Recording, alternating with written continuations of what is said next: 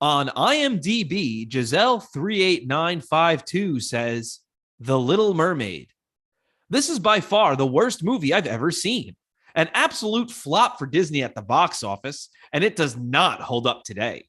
Flat development on the characters, especially the red-haired brat, a storyline that could use better development, and music that makes nails on a chalkboard sound like Mozart. And need I bring up the controversies about a priest and a piece of coral? Kids, avoid this movie. It will traumatize you. The original fairy tale had much better story to it because it was dark and created by a genius.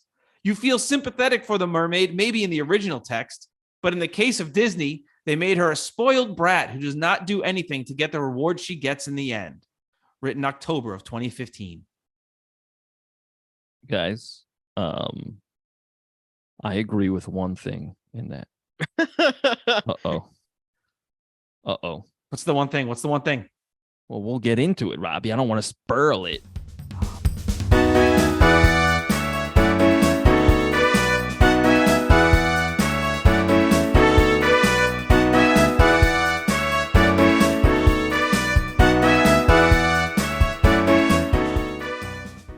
Hello, and welcome to the Royds Revue podcast. I'm Rob. And I'm Andy.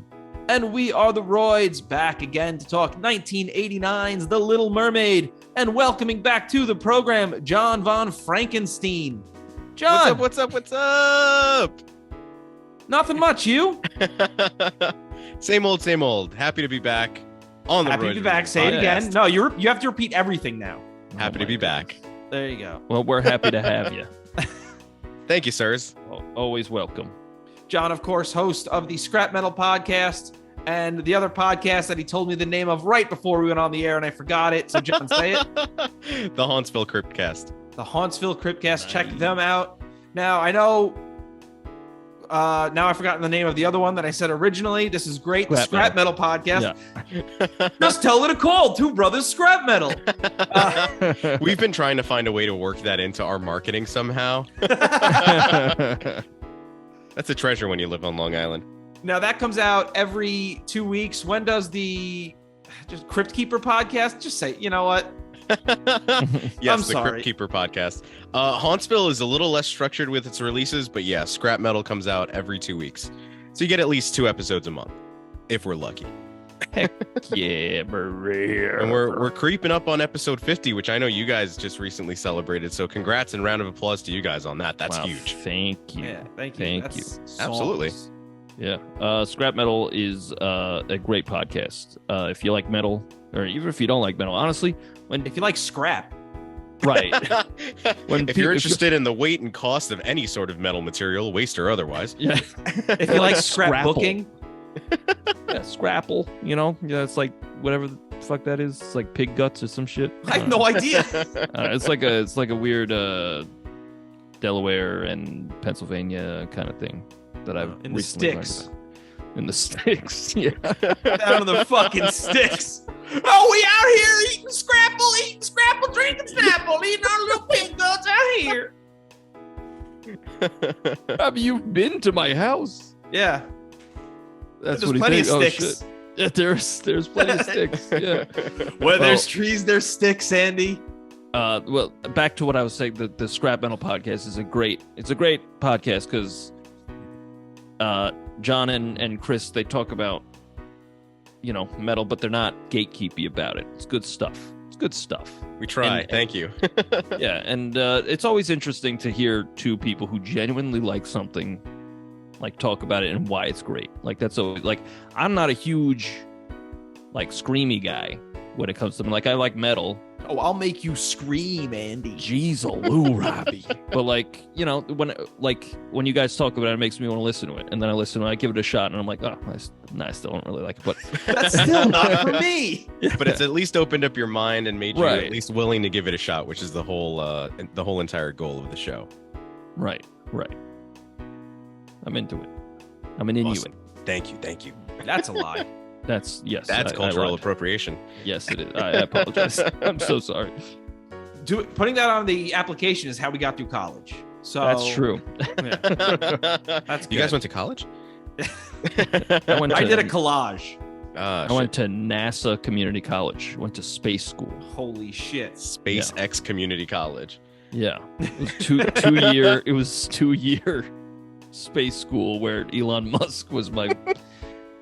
Fuck that guy. Not even gonna joke about him. Fuck that guy. Jon, we are so happy to have you here. Now, you selected doing The Little Mermaid. Is that true? Yes, I did. Yeah, I was for reasons I'll get into a little bit later on. Okay. I was super excited at the prospect of being on the Little Mermaid episode. I wanted to make sure I phrased that properly.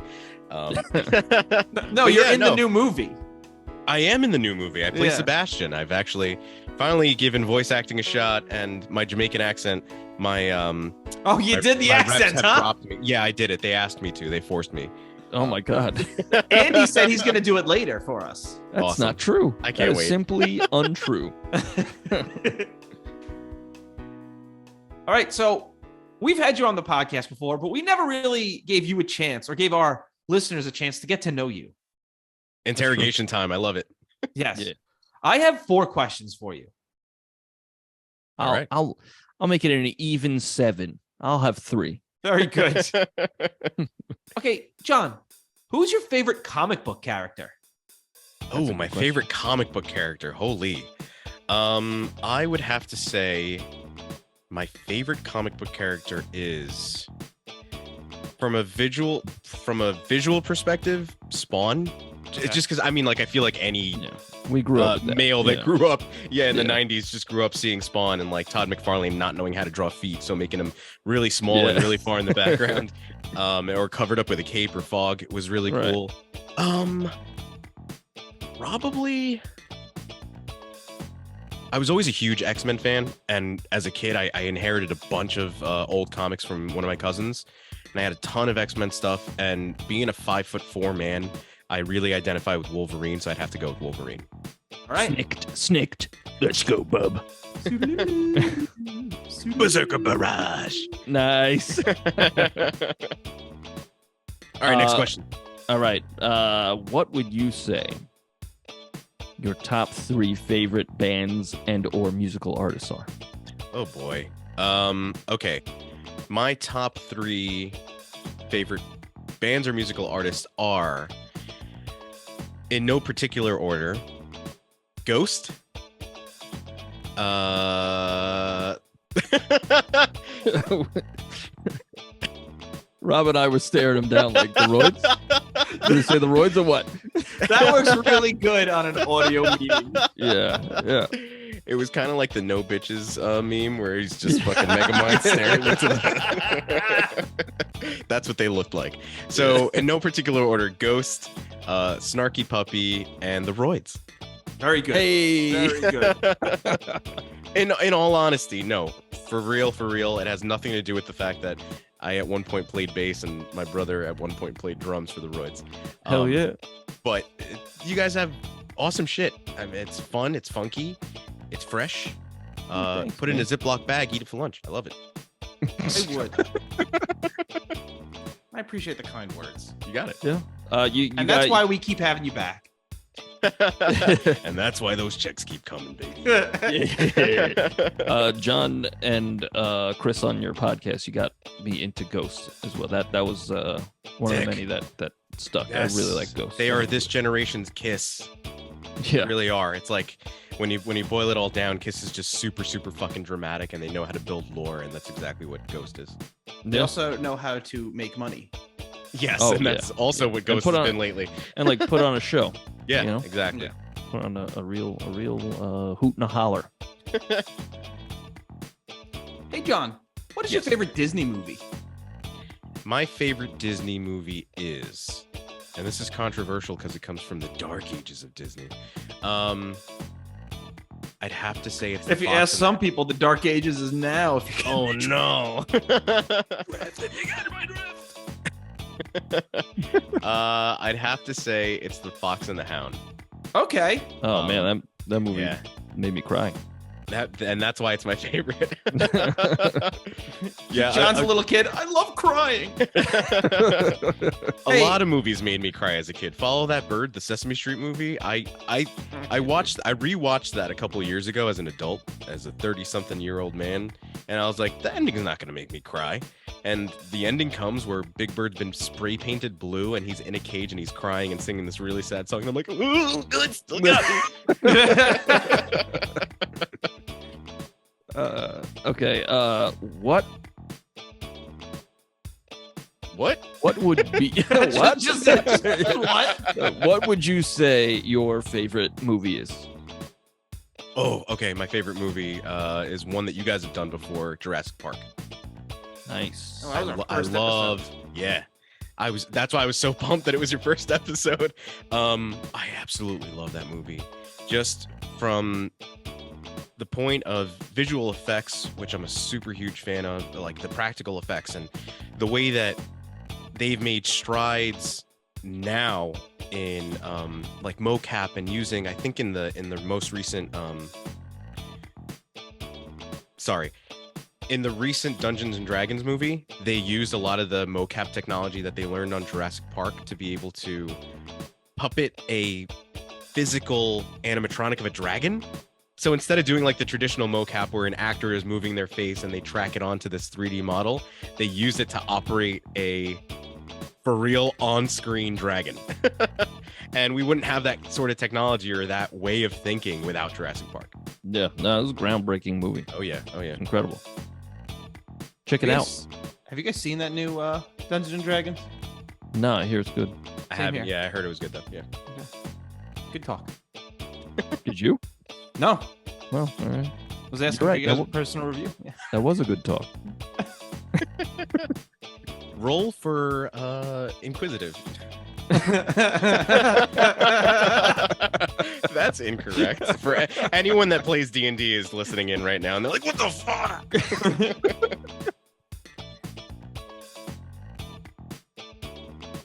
Was there another question? Is it my turn? Yeah, it's your turn. Really? Oh wait, I asked what's your favorite Disney movie, and then did you ask a question? I said, what's your favorite movie? Yeah. So then you did, and so it's my It's- turn. Yeah, it's your turn. Yeah. So it's my turn. Okay. Hey, shut the fuck up. Hey, Okay. Hey, John. Who deserved it? I mean, if the choices are No. Good No. Lord. No.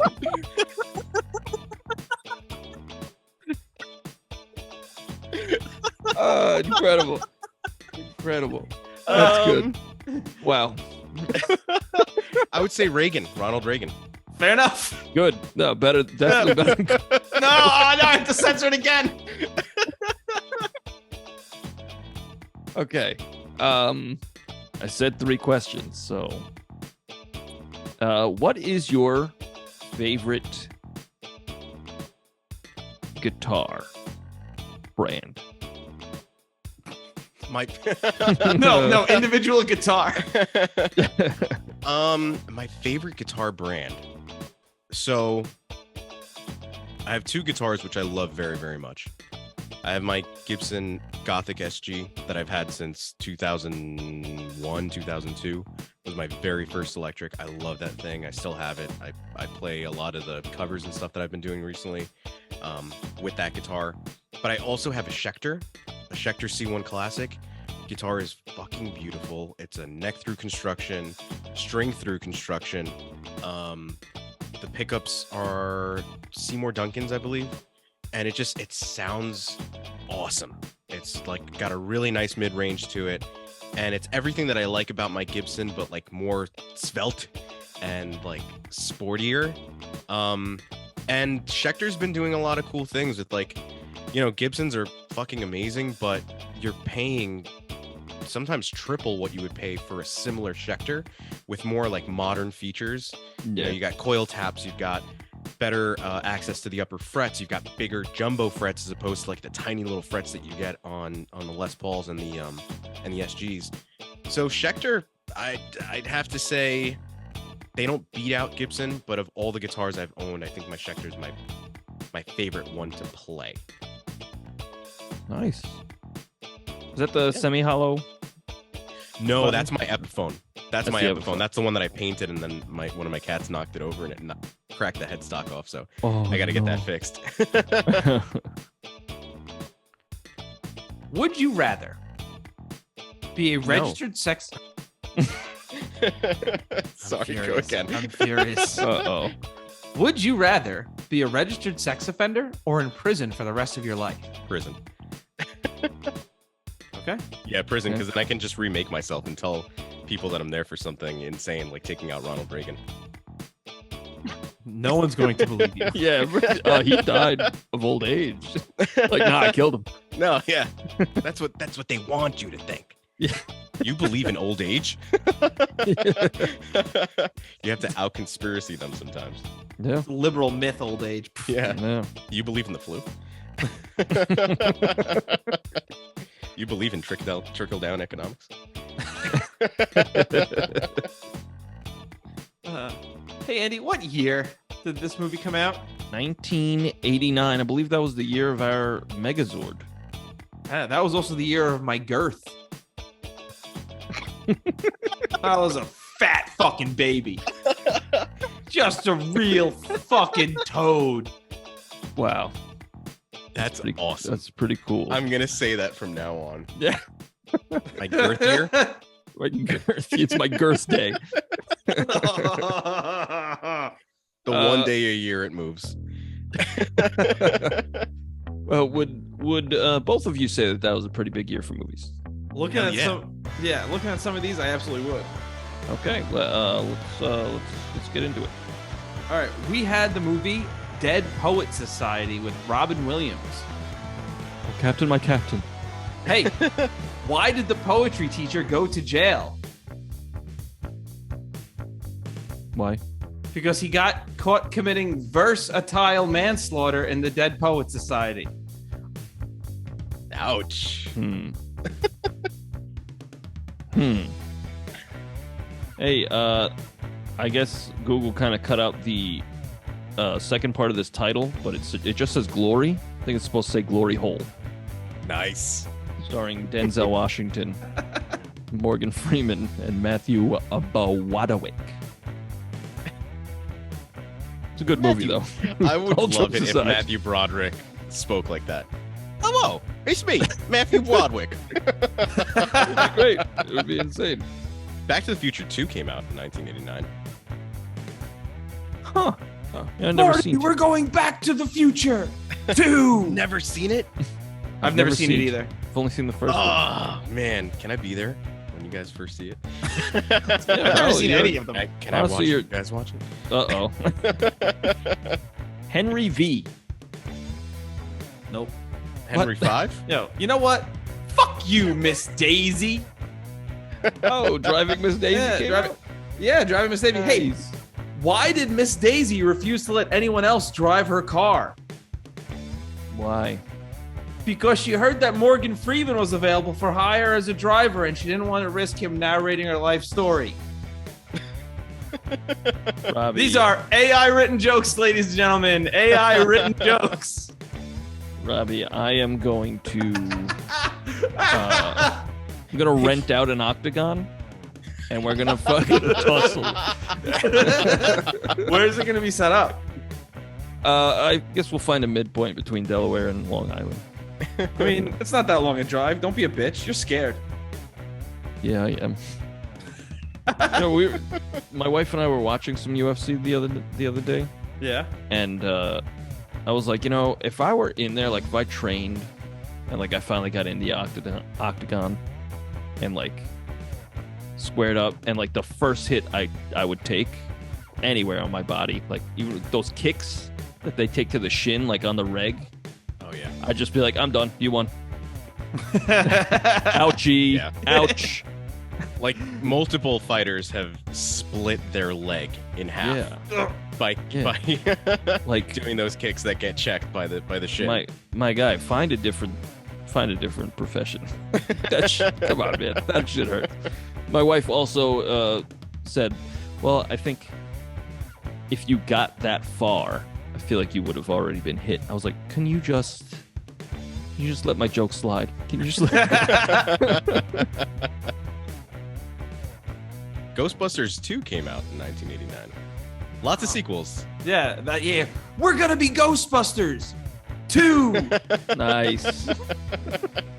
I love when he said that. Honey, I Shrunk the Kids. 2. Nope. It was Why? the sequel, though. There was, It was the- Honey, it was the We sequel. Shrunk Ourselves. No. That's the sequel to Honey, I Blew Up the Kids. I blew up the kids. Yeah. And they're like, He makes the baby giant. And then That's the second the- one, isn't he that the shrinks last it one? down. he puts C4 in the baby. Oh my god! Wait a second. I thought Honey, I Blew Up the Kid was like the last one. No, that's Nah, that the was first the first one. one. Then it was Honey, I Shrunk the Kids. Then it's Honey, We Shrunk Ourselves, I think. Yep. Really? first- I always yeah, thought first Honey, I one I Shrunk saw. the Kids was the Half first one. The first one I saw was Honey, We Shrunk Ourselves. Yeah, that one kid almost dies and then has to eat a banana. I don't remember. Oh yeah, because he has a fucking potassium deficit. Yeah. It's like he's fucking dying. We gotta fucking shove a banana down his throat. It's like, all right, you don't have to do it like that. You don't have to do it like Yeah. that. Why are you going in and out? Just, Do you like that?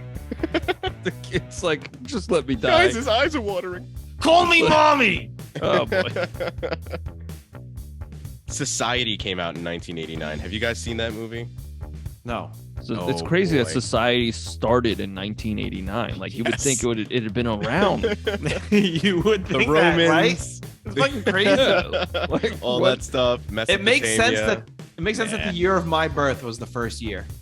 Yes. It makes total sense. Thank you, Rob, for giving us Society. Hey, you want to know a weird movie that apparently came out in 1989? It's available on Peacock and only 24 minutes long, but it's called Garfield, Babes and Bullets. And I'm going to be honest, I'm going to watch that I'm later. down. I'm down. 24 minutes long, and it looks like a weird, like, noir starring Garfield. I dig it. Got sex and violence, evidently. It's called Babes and Bullets. Yeah. You can't even. It's rated. It's not rated, but it's family friendly movie. You can't even say bullets in a cartoon movie today. Yeah. Bullets get you a PG rating. Just the word. We got a movie called Violent Cop. Isn't that redundant? Nice. Fucking got him. All dogs go to heaven. That Billy Joel. Yeah. All dogs go to seventh heaven. Billy Remember that Joel's show? in that? Crossover. Yeah, Billy Joel plays a dog. Yeah. But what's that? That song. That movie has a bop in it. Like Get that's one outta of Billy here. Joel's good songs. I don't remember. I had Yeah. no idea. I thought the only time that Billy Joel played a dog was in Oliver and Company. Oh, that was a. Wait. Are you guys thinking of Oliver and Company? I think we're thinking of Oliver and Yeah. Company. I Andy. think I'm Why thinking, should I yeah. worry? Yeah. Yeah, Oh, we're thinking shit. of Yeah, Oliver I'm and thinking Company. of All right. Great Thank work, you. Andy. Now you made me look stupid too. Yeah, well, join the club, Robbie. Yeah. Weekend at Bernie Sanders came out. Nice. I am not dead. I don't know why they're asking carrying me you to around. puppet me across the room. Everyone should be carried around. Who needs it? It is not fair in a society where the top 1% of people are being carried around. They own 99% of the wealth. That was a good Bernie Sanders, guys. Yeah, we did I it. thought he was in the room. Field of Dreams came out. If Robbie, you I- build it, I will come. That's what I was gonna bring up. Oh, fuck. He used to say, Robbie used to say, "If you touch it, I will Not an exaggeration. Oh boy. He's oh shit, Batman 89. Dun dun dun dun dun dun dun dun dun dun dun dun dun. No, dun, dun, Robbie. Dun, dun, dun, dun, dun. Yes, Robbie. Oh, Andy, a movie about you and your twink came out called Fat Man and Little Boy.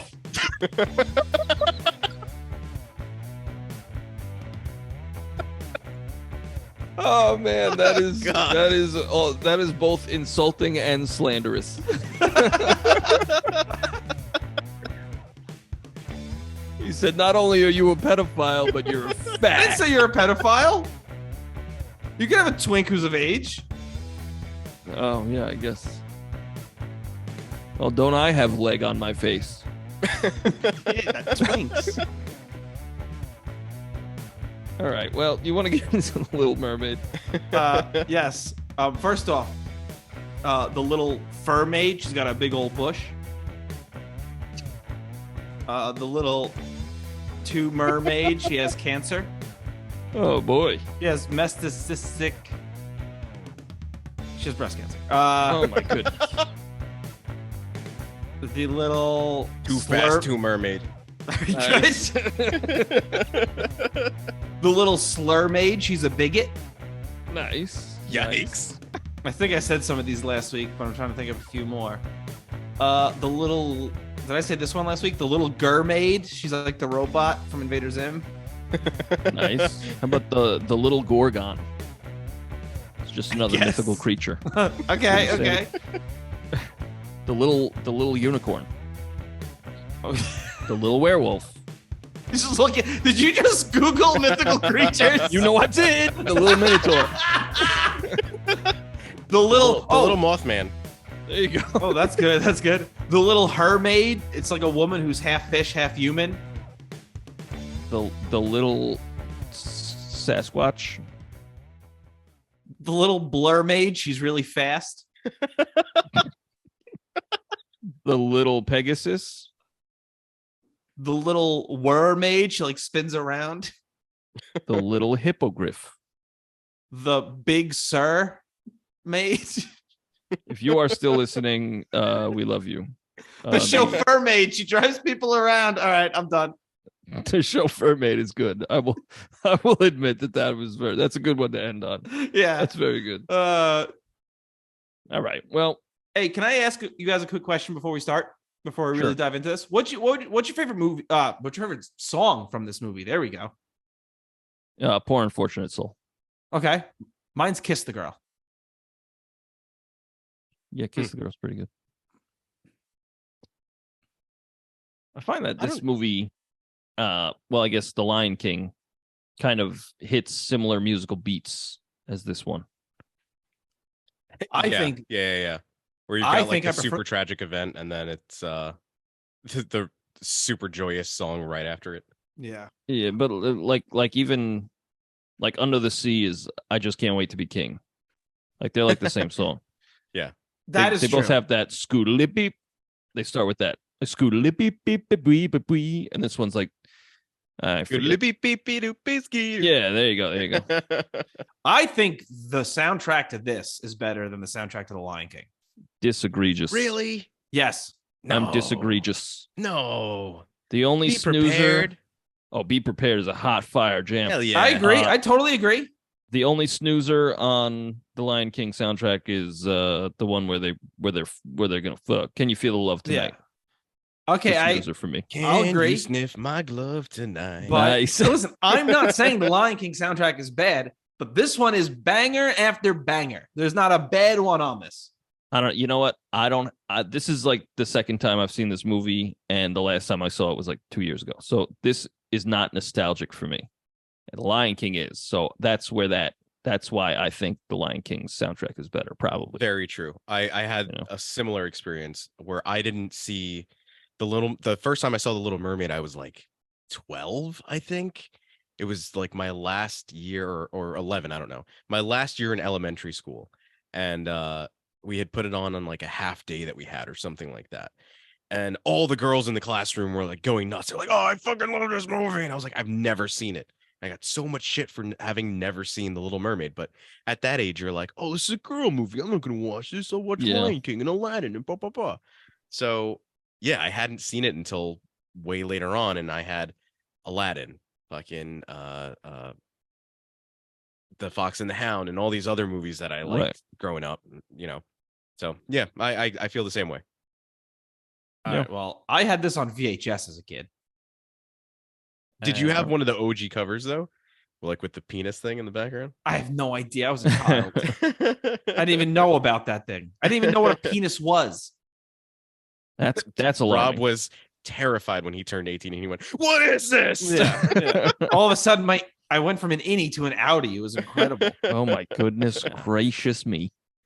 But Well, the similar beats I'm talking about is like not only do they sound the same, but like they have similar vibes. I'm talking about this and The Lion King. yeah, Like I Just Can't Wait to Be King and Under the Sea. And the song you just said was your favorite, Kiss the Girl yeah. and Can You Feel the Love Tonight, have That- very similar vibes to me. I don't know. I do think "Kiss the Girl" is a better song than "Feel the I Love agree Tonight," with though. that. Yes. I agree with that as well. I think I the mean- music in this movie is good. I just, Lion King, it's got me by my Short and curlies. my short and curlies, my pubis. I mean, I just feel like this, once we get to a point in this movie, it's song after song after song after song. Which is Um, ironic because she can't speak for the last half of the movie. Yeah. Yeah.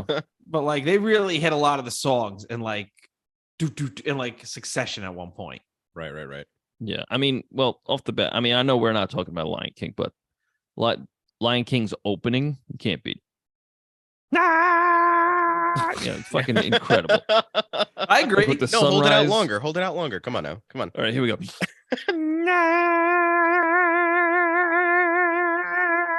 He's the voice of our generation, folks. But yeah, it's incredible. This has a boat. Cool. Yeah. Okay. Listen, I'm not sitting here trying to compare the Lion King and the Little I know Mermaid. I am. For some reason, I am. Yeah, all I said was I thought this one had a better sound. I just like the soundtrack better here. What's I amazing always- though? Go ahead, Rob. No, I was just gonna say I always forget about this opening sea shanty. Yeah. I forgot about it right now. I don't even know what you're talking about.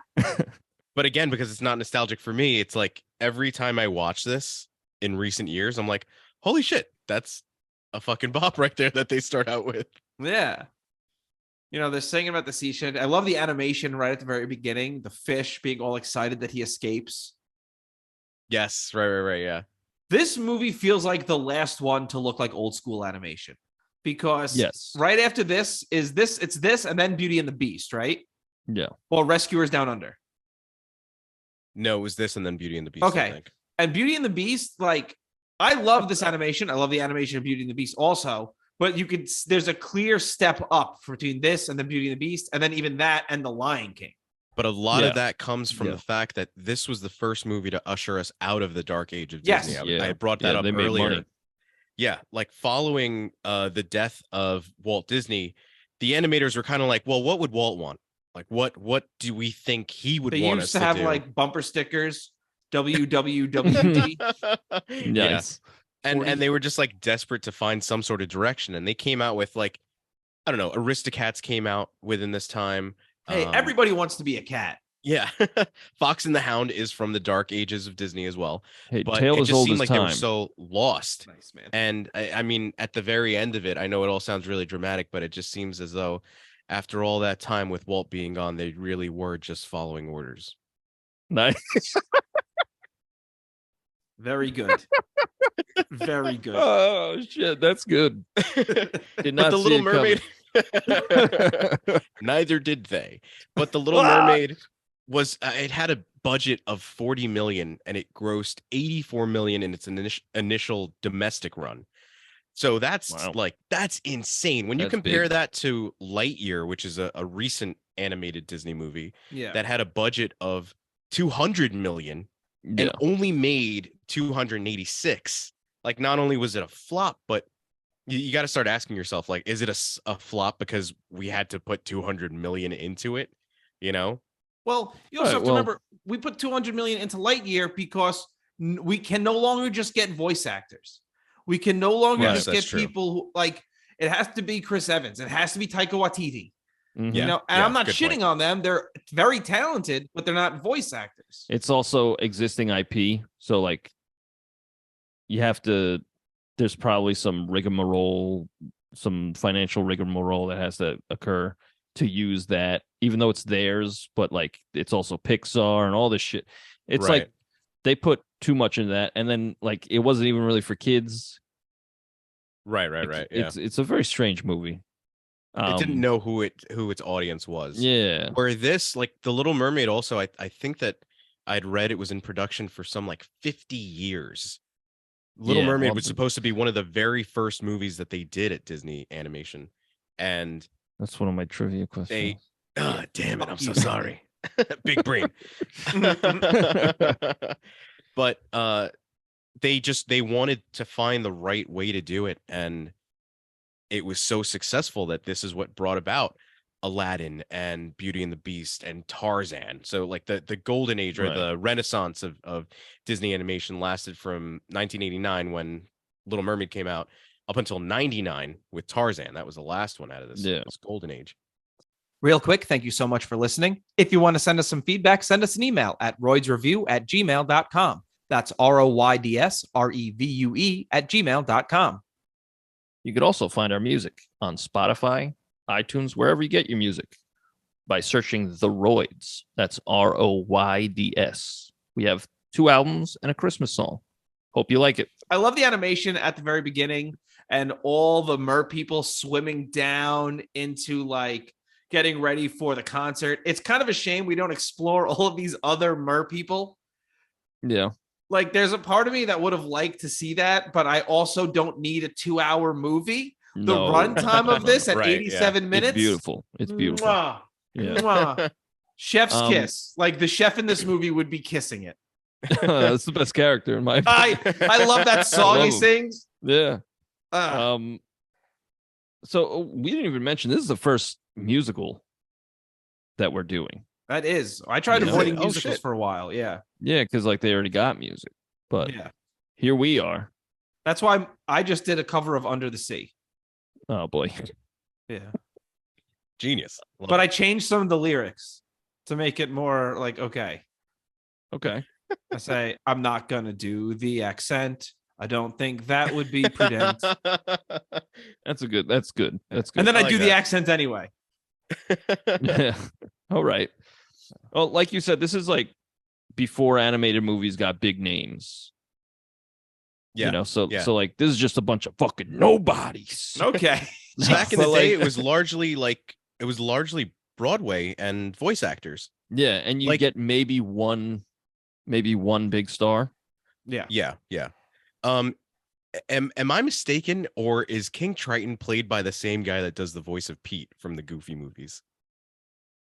Very well might be. At one Maybe. point, he says something like, "Oh, Sebastian," and I was like, "That's fucking Pete." Yeah. I know That's that. a I good know that. shout. That Right. is a good shout.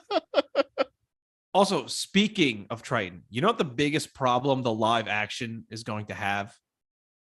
There is not a man alive. Javier Bardem is not going to measure up to Daddy Triton. Is that who it is? Yeah. Is that who's playing him? No I way. mean, Wow. No shitting on Javier Bardem. Awesome dude. Love Javier Bardem. But imagine the scene where Javier Bardem is interrogating Sebastian, trying to figure out where Ariel is, and he goes, "Give me that $C. Flip it." Call it. Call it. For what, sir? Just call it. you see him riding on his chariot of dolphins and he just shoots a little seahorse as he goes by.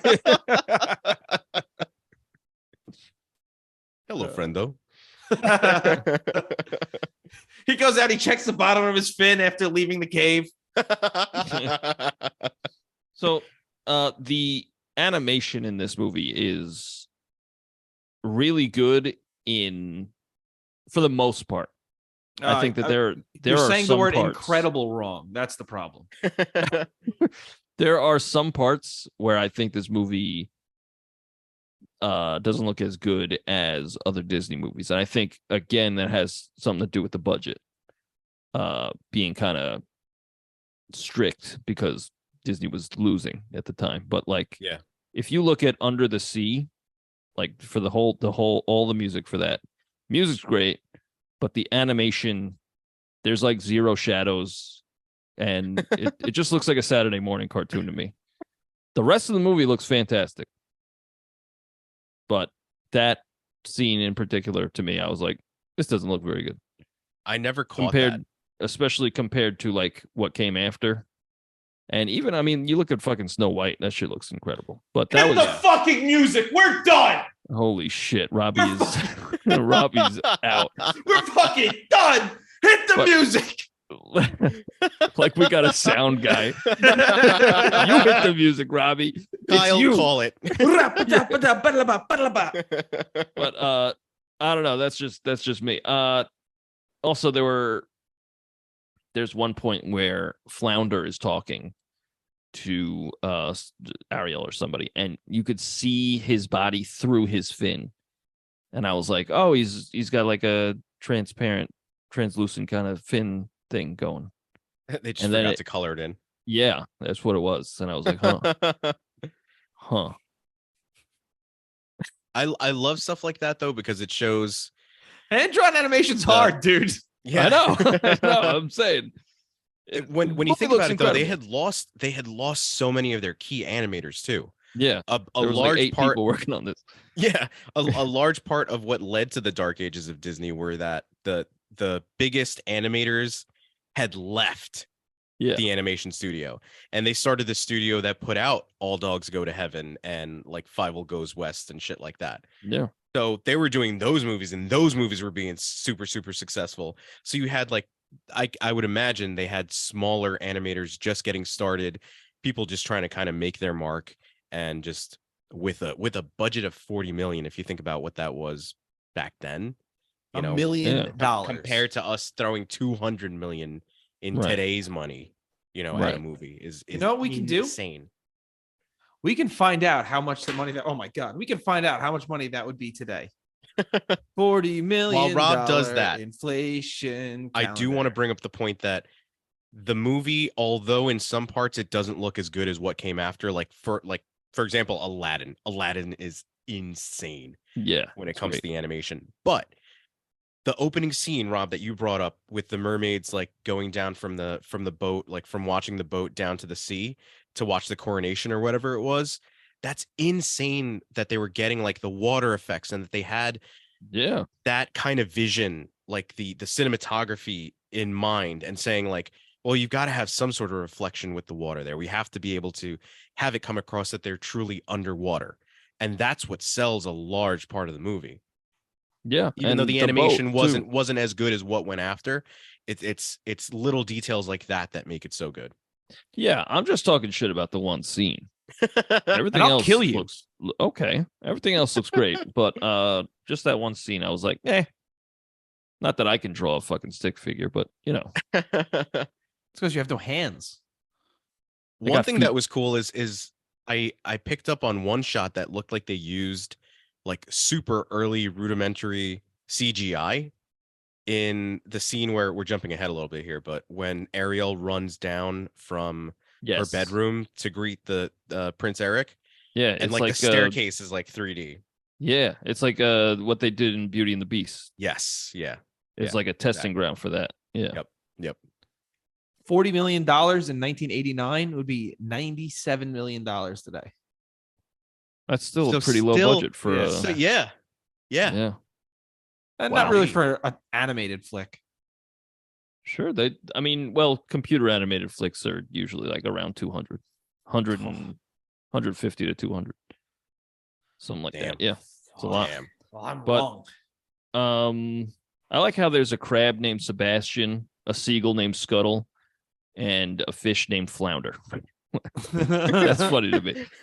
They were just like, what do we call the fish? Like, I don't know. What is he, fucking Flounder? Call him Flounder. Fuck that guy. Flounder is the most annoying character. Yeah, fuck Flounder. Yeah. He's supposed to be the little brother character, but he's just he's an afterthought. She's like, what are you, a guppy? He's like, Ariel, you call me that again. I swear to God. Well, right away, he gets stuck swimming through the oh, help, step shark, I'm stuck.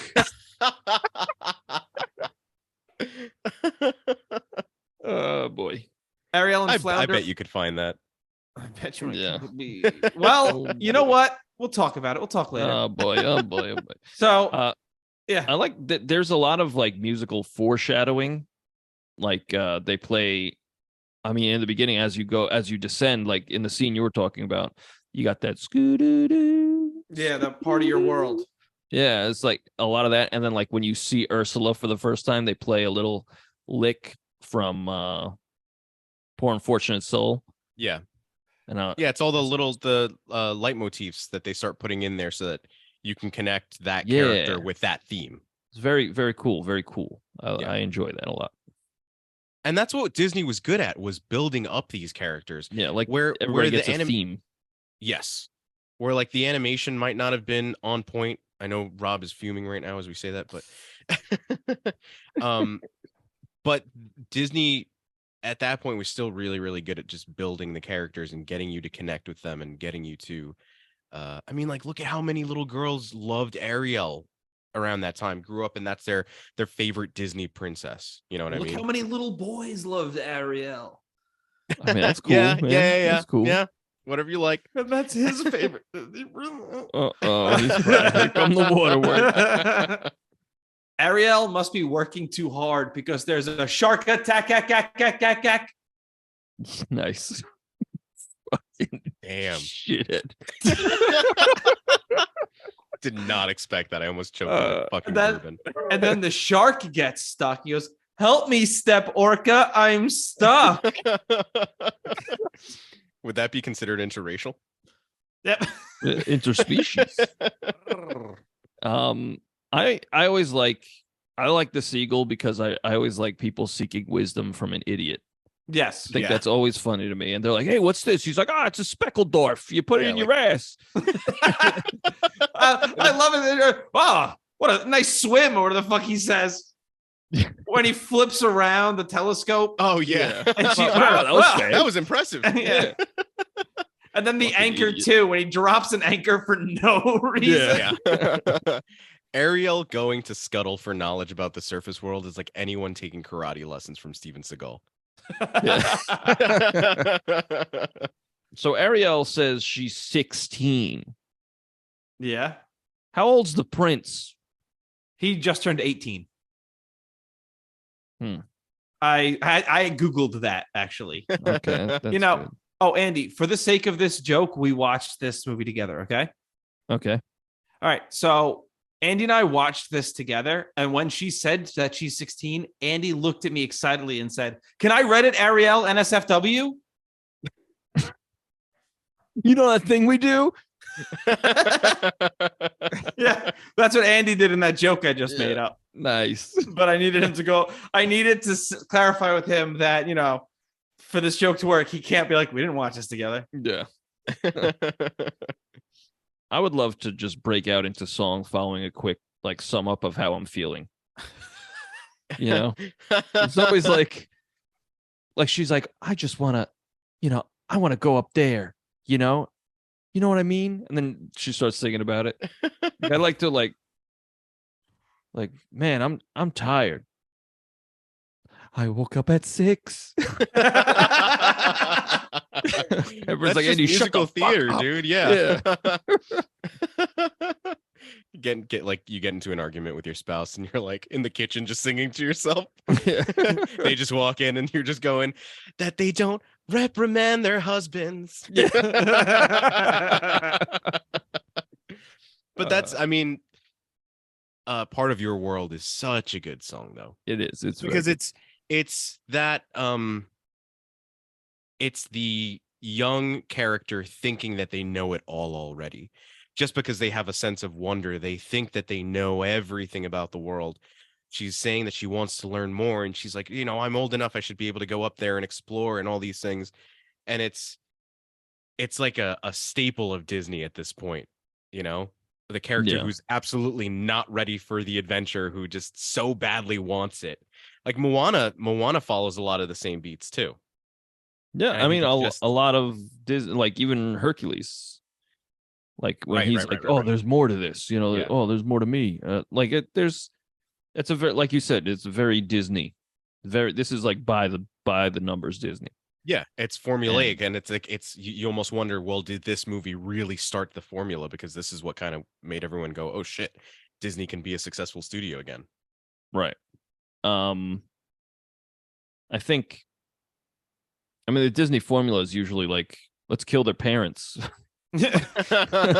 Well, Ariel's mom's not around, so That's true. I guess they did. That's true. She got cooked up by that chef in the beginning. Oh shit. When we meet Flotsam and Jetsam, whatever the fuck they're called, I have a bad feeling about these guys. Nice. You son of a bitch, And then- Robbie. Okay, guys, real talk here. Real talk. We meet Ursula. Maybe I'm getting old, but we meet Ursula, and there's a scene. She starts laying on her back and their head over the edge of the rock, and I'm sweating, guys. I'm like, oh boy. I mean, is it me? Is she doing it for anyone else? I mean, Ursula's a thick queen. Yeah, I she's walking around and she got those octo titties, the octo tushy. While she's singing, she does the shimmy and her titties go right into the camera. I know. And I was I like, know. and I said, I was like, Jesus. There's literally, she's like, I was just like, yo, there's titties are a thing. Like, this movie is incredibly horny. Oh yeah. There's a horniness to this Merfolk- movie that does not belong here. Merfolk are just inherently horny, though. That's true. They're Yeah, like beckoning you yeah. to the sea to fuck them, and then they drown you. Ariel's whole thing was like, I saved this guy, and now I know what horny is, Yeah. and I want to go to the essentially. surface world. Yeah. But then here's the problem, though. She marries him. That's the problem I have with it. Yeah, right. I have a genuine problem with this movie. And Yeah, I know. You're woke. We get it. No, listen. No, we Listen. get it. This is a bad movie for she's not a good role model for girls. Because she's just like, I mean, fucking Ursula even says it in her song. She's like, men don't want to hear you. Like, they like it when you're quiet, so shut up and you'll get a man. Yeah. And so she gives up her voice. And you would think, this is what I thought. I thought the lesson was going to be like, oh, he's not going to like you because you don't fucking say anything. You don't have a personality. But it fucking works. He still falls in love with her, even though she's silent. You know what's great, though? And so it's proving Ursula correct. Because she's like, hey, shut up and you'll get a man because you're pretty, idiot. Shut your dumb, beautiful mouth. And she's like, okay. And the guy's like, boy, do I love this silent bitch. It's just like, in fairness, she plans, like, she makes a plan with her little fucking fish friends to get, it's not like he forces himself on her. no, but It's a plan. Sebastian shows up and is like, Ariel, we got to get that guy to kiss you. And he's like, she keeps going in. And he's like, I don't know. Cause you're not like giving me, cause there's a point in the song, Kiss the Girl, when he goes, there's no other way to ask her. It's like, no, there's another way. He can go, hey, can I kiss you? Cause she can still nod her fucking head. yeah, But like, instead she's like going in for kiss. And he's like, I don't know about this. You haven't said a word. yeah. But then that lagoon fucking coerces him into it. The whole lagoon is like, fucking kiss her, bro. Yeah, I mean, that's peer pressure. What are you gonna do? He's like, I feel like the wildlife is telling me to kiss this rando. Yeah, Also, Under the P, written by R. Kelly. nice. Okay, so I've been playing with AI chatbot a lot recently, Okay. and knowing this was coming up, I decided to have a little bit of fun with the Little Mermaid. So I wrote in it. I go, hey, can you rewrite the song "Kiss the Girl," but replace the K with a P, and then put the word "on" after the first word? And it took a second, and it was like, I'm not going to do that. I know what you're trying to do. I was like, okay, fair enough. And then I wrote, can you rewrite "Under the Sea" but replace the S with a P? And it said, sure, I can do that.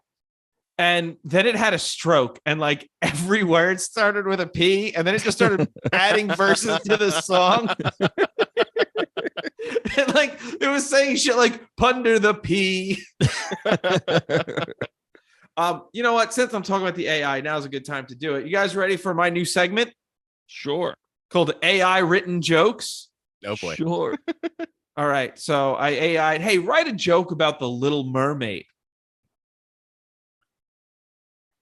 Why did Ariel wear seashells? Why? Because she outgrew her bee shells. We're talking her mammalians, bro. That's pretty good. It said that joke, and then I wrote back to it. I said, "Oh, we talk about them titties," and then I said, "I'm sorry if that joke was inappropriate." And then the next day, I did it again. I go, write a joke about the Little Mermaid, and it said the same exact joke, same wording and everything. And I said, "Are we talking about them titties again?"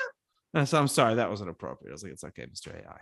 So then, right before this, like I don't know, right before we started recording, I did it one more time. I go, "Hey AI, write a joke about Disney's The Little Mermaid," and it said, "Sure, I'll do that." And it reworded the joke slightly to include another seashell size.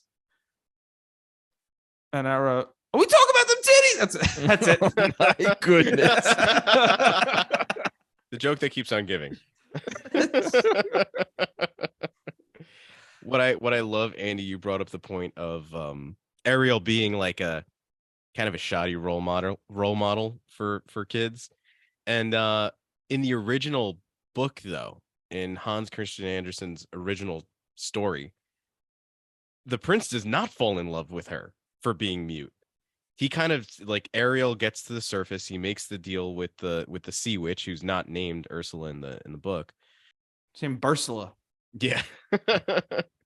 And he's like, she's kind of stupid. Like, I feel like I want to take care of her like she's my dumb little sister. So he starts to care for Ariel, and he loves her like a dumb little mute, intellectually challenged child. That's how he Okay. describes her in the story. And then he winds up falling in love with like a princess that he had visited when he was on the boat that got shipwrecked, and that's when Ariel came and saved him and all that stuff. So in the story, at least, she is not rewarded for not speaking, for giving her voice up. And like the book is way darker. They always are. Yeah. Yeah. For years, I was convinced that the story ends with Ariel not getting love's true love's kiss and just turning into Seafoam and like going back into the ocean. And then I like reread everything, and I was like, oh, that's not how it ends. It actually ends. It does end on a happy note, because it's supposed to be a bedtime story where basically she makes the deal with the witch. She says, okay, what I'm going to do is I'm going to split your tail into legs, but it's going to feel like there's a sword splitting you up the center the entire time. And every step you take, it's going to feel like you're walking on glass and your whole body's on fire. But if you get him to kiss you, then, you know, you'll get an eternal soul. That's what Ariel's actually after, because she learns that mermaids do not have a soul, so they'll never go to some other plane of existence once they die. The fuck? Good Yeah. Lord. So she is trying to find a way to become immortal by kissing the prince. Oh, So- real quick. Okay. Real quick. No, it makes sense that mermaids don't have souls because they don't have feet. Pretty good, Robbie. That Very joke was good. written by an AI prompted to write something that Quentin Tarantino. Nice. But yeah, so she winds up all her sisters, the seven sisters that they mention in the coronation scene at the beginning of the movie, are a huge part in the story. And they get together with King Triton, and they make this or with the sea witch, and they make this dagger that she's supposed to stab Prince Eric with. And then that will give her a soul, and she'll be able to live on forever. And they're like prompting her. Where in the movie we've got like the whole lagoon telling him to kiss her. In the book, we've got all her sisters and everyone else on the boat just being like, fucking kill him, fucking do it. Disney And she really cleaned it up. She throws the blade out the port window, whatever, and she jumps out after it. And she's just like, okay, fine, I'm gonna die, I'm gonna become Seafoam. But the spirits of the air, it's like angels basically, see her sacrifice of true love and her not killing the prince. They're like, we're gonna make you an angel, so now you do have a soul, and every time a child does a good deed, another angel will have one less year before they turn into an angel and get their wings. And that's how the story ends. And my ass, I was like, oh, she gets disintegrated on the fucking shore of the ocean. Okay. Jesus Christ. And Well, that is on how Disney likes to sweeten their stories up. Yeah. Yeah. Well, I mean, they should. They absolutely should. Yeah. It's a kids movie. Yeah, no, you don't want it to be exactly like I that. mean, But I think that's the most important part. Is this is a children's movie? yeah, Here we Pinocchio are. originally had a lot of BDSM in it, and they cleaned that shit up too. That's a Here we shame. are, a bunch of 30-somethings talking about it. That's why I'm not looking at this too closely. Oh, another thing I tried to do with AI is I wrote rewrite poor unfortunate souls, but replace the word souls with holes. And it told me no. And I said, but I want it to be a song about after I eat Chipotle.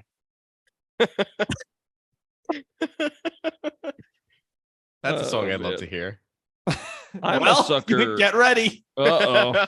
I'm a sucker for ascending melodies over descending chords. Mm. There's a lot of that in this, Mhm. especially part of your world. Yeah. Good stuff. When Ariel wiggles her toes in the sand, that animator knew what he was doing, right? Robbie. No, he absolutely did. That man's in jail. Whoever Got did jail that? time for that? No, he did other shit. Oh, He was okay, like, okay. yo, check out how I animated this bottomless 16-year-old wiggling her fucking toes. Oh no. Yo, what do you think of this, Marty? Robbie. After What? the prince gets the Just statue. moving on. Yep. Just keep walking. The prince gets the statue from that like uppity guy. He's like Grimsby. Yeah. Everyone on that ship is French or English except for Eric. Yeah. But he's 100% American. Oh, fuck. But he gives him the statue, and then they go into a little bit of like the backstory, like, oh, you didn't fall for that princess from wherever. And Eric's like, nah, man, I'm looking for a fish woman. Oh, I do have a request.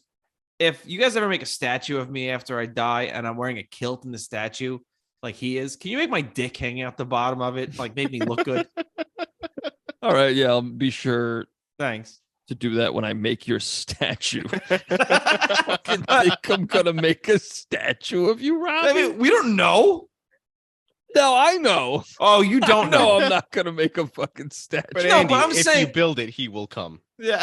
I'm just okay. So, like, when I'm dead in a couple years, right? Okay. All right. Really, Yeah, you know. we're going back to Dark Corner now with Yeah. Rob. what I'm saying is, like, instead of like a tombstone, well, like maybe if it's a little statue of me, like maybe you make an urn that is like in a shape of me, like a dead little me. And like you put me in a skirt or some shit or a kilt and just have my wiener dangling at the bottom. All right. Thanks, man. So I have the note. Oh, he's a good guy. He went back for the dog. I'm rooting Yeah. for him. Yeah, Eric's like one of the most redeemable Disney princes. Yeah. Yeah, he didn't want to kiss her without her permission, without her express Yeah. permission. He Until went the back to lagoon. save the dog. Until the lagoon, this crab with human teeth was like, fucking kiss her. And he was like, what the fuck? He was bunch of fucking swamp creatures. Fuck. give her your beef steak. Jesus Christ. He was like, beef steak? What the fuck? Hey, after Ariel wakes Eric up, do you think Eric looked at Grimsby and was like, yo, that chick was wet? She was a fish. Oh, You're also, an idiot. I do have another question. During Under the Sea, the blackfish, that one was kind of iffy, right? Well, it's supposed to be Duke Ellington. Yeah, it was I don't iffy. remember. It's very iffy. When Triton is like, hey, quit it with the human stuff. And Yeah. to show you that I mean business, he breaks over shit over human stuff. Yeah. My note is, oh shit, King Triton pulled out the 9. Started blasting human stuff. Oh man. I really like that scene when he's yelling at her. He's like, he's a human. You're a mermaid. How would you even do it? What are you going to give him a fin job? Where even is your pussy? Oh, God. Yikes. I mean, I imagine mermaids are just like fish, and like I think Triton's just nutting on his wife's eggs. That's how fish are born. Okay. No, Yeah, I understand. I'd just rather not, you know? Eric is all hot and ready, and Ariel just goes into she's like, yeah, and goes into the corner, lays a bunch of eggs, and he's like, oh! She just squirts out a bunch of eggs that are like, and she's like, go for it. Yeah, she's like, go. He's like, Oh no. He just vomits on them. Oh my god. Uh, That would have been great if they had a scene where like right before after like Triton turns her into a human, and right before she goes off, they go, hey, by the way, remember the talk I gave you? You have to forget that. Forget everything you know. Yeah. Like, no, like I don't know what you've been doing at school. Like that's 16. I don't know, but it's all gonna be different. I think It's gonna that smell the same though.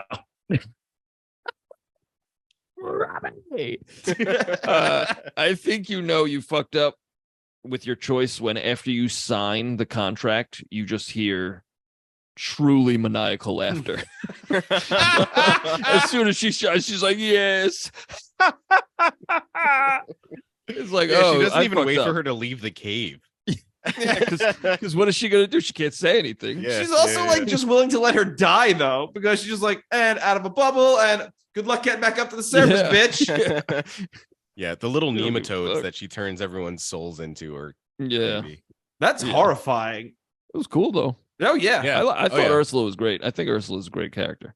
That was the the animation. little bit of darkness that they were able to bring back into the movie since they cleaned it up. Yeah, and like I thought the animation like on her tentacles was real smooth. It was like that was some of the best stuff in the movie, in my opinion. I'll be honest, I never even looked at her tentacles.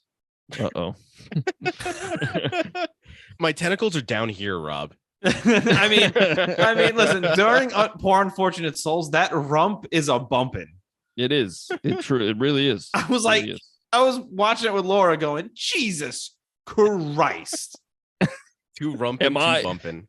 Am I hard? I was like, Laura, I texted you guys, I'm going to be 10 minutes. It's because I was watching that scene on repeat. Whoa. Just to finish. Never mind. No. I like how like it's a little fun little romp that Sebastian is having with that chef, but it is a truly traumatic experience, and he will never be the same again. Like he sees the corpses of other crabs that look just like him, but they're stuffed, and he's like, "Oh my god, this guy's maniacally trying to murder him," and then he's served on a dinner plate, and everybody just goes about their day, and he just like comforts Ari. He's like, tomorrow will be better. Yeah, tomorrow will be better. Like, Sebastian, you will never be the same. You almost died and were made food. This is everything you warned her about. It was all true. Quite literally. Yeah. Humans suck. Yeah, they're trying to kill you and eat you. That's one of the best scenes in the movie. I love it. It was very Tom and Jerry, and I was into it. Yeah. I mean, it's that French accent is so cartoonish. Yeah, it's great. At one point, he actually goes, ha ha ha. Yeah, he does. He really does. And he rhymes something with it too. Like that's used in a rhyme. He is drawn so much differently from every other character. Yeah. He's like a straight up caricature cartoon, and everybody else is like a regular person, and he's just like this weird, like his nose is a different color from the rest of his face. It's like just straight up Cartoonville. In the remake, to avoid offending anybody, they'll just make him Irish. And nice. Just do an Irish jig. And he'll be played by Chris Pratt. Yeah. I have my note. This lagoon is trying to make me make advances on this 16-year-old mutant. I don't know. There's a lot of things wrong with this, guys. Yeah. Hey, what was in that mushroom soup before? King Triton. Oh. He constructs legs for Ariel, right? He's like, yeah, you know what? You can have legs. I don't care. You know what? So You're 16 and you're in love. Here you go. Yeah, maybe this belongs in questions, but is that all he made her? Did he also make her some female genitalia? Some human female genitalia? I'd imagine yes. Pretty weird, huh? It's weird that you're thinking about it. Hey, it's weird he did it. That's true. But he had to. He said, you know what? Did he? He said, that guy's okay. That human boy, he's all right. Why don't you take a swing at my daughter? Here's some fresh, newly created vagina for you. Jesus. Is that what you call them? Vaginas? Jesus Christ. I don't know. I'm new to this human stuff. Down here, we just nut on some eggs. You know what I'm saying? I just float open and I open up my slit. Eric is like, you know what? I'm good. I'm good. Ariel, it was cool, but this is too much. Can I get the fucking kaiju back, please? Yes. Let me get that thick kaiju back. She was hot. She was a hot mama. Eric goes, hey, does that mean, Ariel, I can nut on you? Is this Facial City? Bukkake Boulevard? Nice. Also, is that? I guess that's just the power King Triton has. Yeah, he's just give you legs. It's just magic shit. Yeah, I don't know. This is magic shit. Seems like he could do anything. He's the god of the sea. He could just give you legs. Okay. Man, I don't know what the fuck it tells. Oh, what are you the god of? The ocean? Oh, all right. Can you whip me up a pair of legs? What? Okay. I bet you his power is he can like turn legs into merlegs. What if that was his only power? Like King Triton, you're the king of the sea. What's your powers? Honestly, the only thing I could do is make you a pair of human legs. It's very strange. Like maybe you should be the god of legs, Triton. He's like, nah, man, I like the ocean. The day he's gonna give Ariel legs is the day he realizes it. It's like that scene in Signs when Joaquin Phoenix looks at the bat. Yeah. Like, oh, this is what I've been meant for my whole life. I'm the god of legs. Fuck this water. It's ironic. I'm the god of legs, but I have no legs of my own. I have this weird fish tail. Those who can't do teach, you know how they say. I do love the sacrifice at the end though. Like I know it's not necessarily the best message to send that Ariel's like, yeah, I'll be fucking mute and not talk for this guy that I like. But that Triton is like, you know what, I'm really gonna miss her. I'm gonna let her go and let her go have her fun at 16 fucking years old. And Robin Springer. You know. Yeah. Except she's not coming back. No. Excuse me, there is a sequel. The Little Mermaid 2, Back to the Sea. Oh, I guess she becomes a Little Mermaid too. She has a child. So they did. So they did bang. So it worked. Yeah. Right. Yeah. I guess he made a fully functional human vagina. Then. Yeah. Yikes. Cool. I don't like that. I guess he's got that ability. She's 16. She's 16. You know what sucks? You know what? I'm not gonna. Now that as you're saying that makes me not want to say what I was gonna say next. I'm just not going to. I would like to hear it though. Okay, you just know because it's her first time with like holes down there that things go into. Eric was talking her into all kinds of shit. We call this the American plunger. Don't worry about it. No. Oh no. Oh man. Well, did anybody have anything else to say about this movie? I like Ursula's death. Yeah, she turns into fucking stabbed by a boat. A Power Rangers villain gets huge. Yeah, and becomes a thick kebab.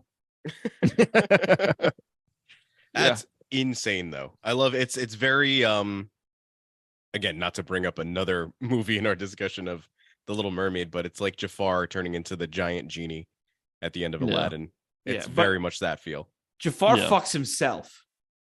Yeah, that's usually the X-rated case. version of the movie. Yeah. Oh, Yes, that's usually the case. Like they die from like hubris. Their own hubris. Yeah, but honestly, I think Ursula is a better role model than Ariel because at least Ursula is just doing what she wants, getting Yeah. what she wants by doing it, She, and not she by like just let me give up my life for a man that yeah. I don't even fucking know because he's It's handsome. not like she's tricking anyone. You have to imagine she gave Ariel a full musical number explaining what was going to happen to her. The couple that also get shrunken down into nematodes during Poor Unfortunate Souls, you have to imagine she also sang to them about what was going to happen if they signed. It's just Hey, was that blinded. me in that thing she just did there? They're like they're blinded by their lust. Blinded by their lust. Yep. Wrapped up like a deuce, that's gonna make me bust. Nice. But yeah, I don't know. I think this movie is like mid to lower tier Disney, to be completely honest. You're mid to lower tier human. Nice. I like that you whispered that in front of a microphone. Yeah. Well, we all wear headphones. But I want you guys to hear it. On the list of like the golden era of Disney, right? The Disney Renaissance. Yeah. I'd say, yeah, for me, because I don't have the nostalgic connection to it. Same. Like you were saying, Andy, it's definitely way down at the bottom. Yeah. For me, it's like Aladdin, Lion King, fucking even like Tarzan is way Hercules. Fucking Hercules is great. Hercules. I also didn't have that nostalgic connection with Hercules. For me, it was more fucking what's that other one? Shit. Hunchback. No, not even Hunchback is good. Even though Hunchback has some fucking bops. Hellfire. Yeah. Sang by Ronnie James Dio. Yep. Ronald James Donald. Nice. Thanks. I wish that was his name. Ronald James Donald. That's Michael McDonald's brother. Oh, Lee Diver. I'm into it. Yeah, I think Disney had some great stuff. I don't think this is a great example of it. Sorry, Mulan is the other one. Mulan. That's my favorite Disney movie. It's Mulan. Okay. Well, now time for the big boy to speak. Andy, go for it. No. One, the soundtrack of this movie is better than all the other movies you guys listed. Disegregious. And I won't even hear it. The only thing that rivals it is Tarzan because of how hard Phil Collins goes. Oh, yeah. But that's on 2 songs. This is bop after bop after bop after slapper. Hold up. You holding? I'm holding. All right. Lion King. The greatest song, one of the greatest songs ever written, in my opinion, Circle of Life, opens that movie. Okay. So that just trumps everything in this movie. That does not trump everything in this movie. No, I said it. So. Yeah. Yeah. No, I think I like Part of Your World better than Circle of Life.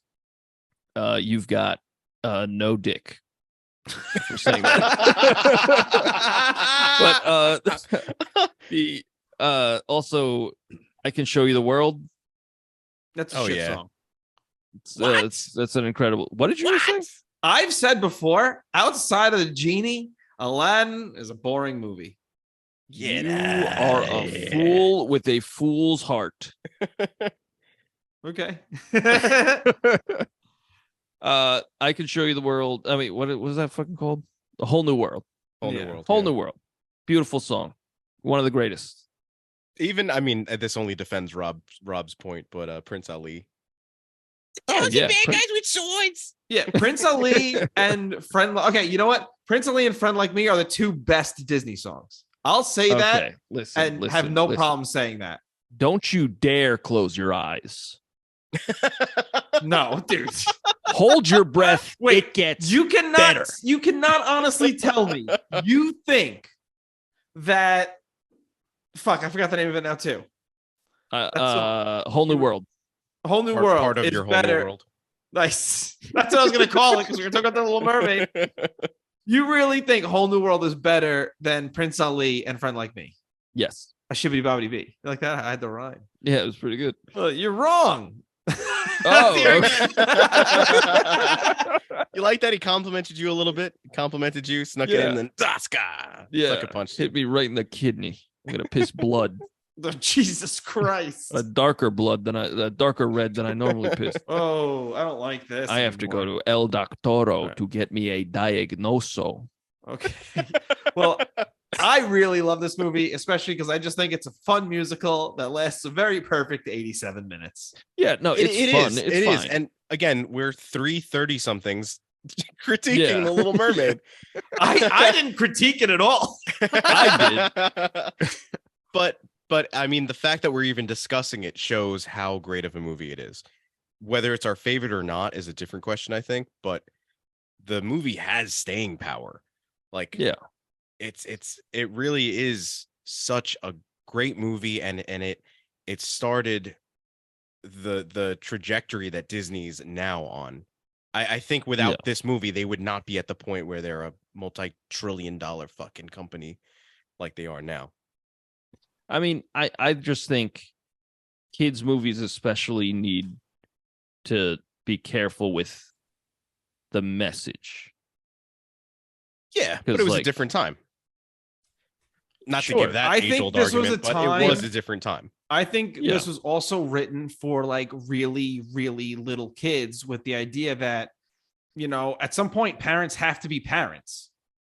Yeah. You know, and that's a thought that's just gone in a lot of ways now where everything, well, no, the media has to teach my kids. The media has to teach my children. Yeah. Mm-hmm. Where it's like, well, you know what?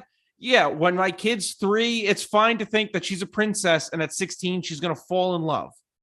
But as she gets older, it's your job as a parent to make sure she understands that's not the fucking case. I just feel like it could have been done a little better. Like maybe, I don't know. My idea was have him be like, no, I don't fucking know you. I don't know you at all because you don't speak. And then like she has to, I don't know, just figure out a way to get her voice back other than smooching him. And I mean, maybe kill her. So a movie come out today. I'm not curious as to if they're going to go with that spin in the modern one. Although I've already heard whispers of them changing a few lines in Kiss the Girl to make it where he is looking for express consent from her. Right. So who knows? Maybe they will do like a Frozen sort of twist and be like, oh, well, actually, I'm going to find a way to find my own voice, not for love. Right. You know? And Frozen is like the opposite of this movie, where I thought Frozen was, as a movie, I thought it was all right, but I liked the message. Yeah. Where this, I think this movie is fun, but I don't like the message. You know, it's like it like reversed. You know? Right. I just don't look at messages in children's movies. I honestly love messages in children's movies because they're way easier to read than regular movies. And it makes me feel like a big brain. Like I'm just as smart as a child. Andy watched Tenet and was like, I don't get this, and turned on The Little Mermaid. This is too much. I just think even as a kid, I watched this and went, oh, that was a fun movie about mermaids. Yeah, I don't know where it started happening for me, but at some point I was like, I want to read into this. I think it was like in middle school where they started like analyzing texts. Like you'd read something and they'd be like, well, what do you think that was about? And it wasn't just about explicitly what it was saying. There was like a deeper thing to it. I remember that was like one of those like revelations for me. I was like, oh shit. Right. Things can be deeper than like surface level. And I really enjoy that about a lot of things like music, movies, books, all that shit. I love it. Yeah. I love that shit. I think it may also be up to the audience. If a really young child is watching the movie, they're going to think, hey, that was a really fun movie about mermaids. As the kid's a little bit older, they're going to think, oh, wow, this is a movie about, you know, a young girl wanting to find her independence. As they get a little bit older, it's like, oh, she's trying to find out, you know, she's learning that true love maybe isn't all it's cracked up to be. And, you know, like infatuation versus love. Right. And then although here we are trying to find deeper, trying to find deeper meaning within it too. So I think it depends on the audience as well. Yeah, and all of those messages are there, and all of those, the movie can be examined in all of those different ways, but it depends on the person examining it. to come to that conclusion. And you could look at it from like King Triton's point. It's like it is a nice tale of him being like, "No, you can't do that," and then like she does it, and he's like, "She's Okay, happy. you can I'll let do her it." do it." Yeah, and like that's nice. Yeah, From that point. But other than that, I'm like, ugh. Because it's also Triton learning that it's so fucking weird that she's 16, but it's also Triton learning that he has to eventually let her go and let her grow up. Yeah. And I guarantee all her sisters, when he got back, was like, really? Really? Like, you let her fucking go. She's 16. She's our little sister. You let her go to the fucking surface world. But I want to go out with Sebastian one fucking time. Sebastian, huh? You mean that crab with human teeth? Well, does anybody have any questions? Oh, I guess just one question. We Two have questions. a segment called questions. We do. And I have a wheel of names. Ah, fuck. Nice. I've got 2 questions. Sweet. Wheel of names, go. Do you hear that ding, ding, ding? Here we go. Who's it going to be? Who's it going to be? Who's it going to be?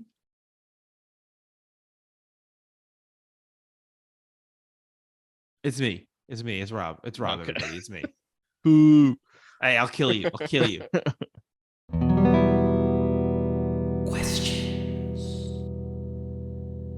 Hey, how do Ariel's other sisters feel that Triton's making it pretty obvious that Ariel's his favorite? Probably not great.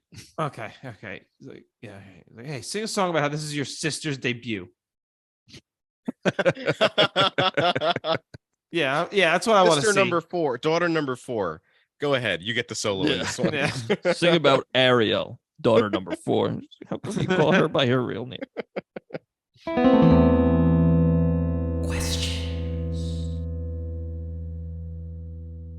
I have a feeling this is going to be Andy's question, so I'm sorry if I'm stealing it. But where the fuck did Sebastian get the human teeth from?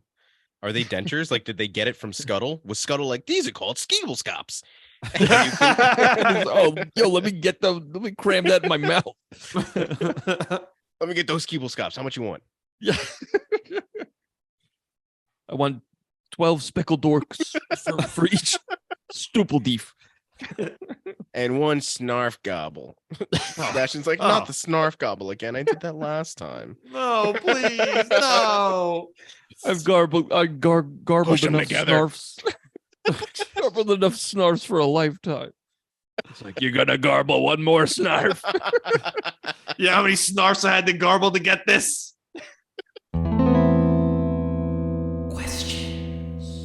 If they don't know what forks are, what do they use to eat? They're fish. They just Yeah, it's the All right. food's in the water, so they just do the. yeah. Oh, that's true. That's You true. see literally all of them eat with their hands in this movie. Okay, all right. Some Yeah. questions get answered, you know. Yeah. Hey, we kind of touched on this before, but where the fuck's Ariel's mom? She died. She got hit by a propeller. Oh fuck. What if the twist is that Ursula is her mom? I mean, she had 7 daughters, though that poor unfortunate hole, am I right? Ooh, yeah. Is it my turn? John said he had 2 questions, Andy. We'll just go in the same order we went the first time. Sorry. I didn't apologize. specify that first, but I'm going to be nasty to you. It's called gaslighting. All right.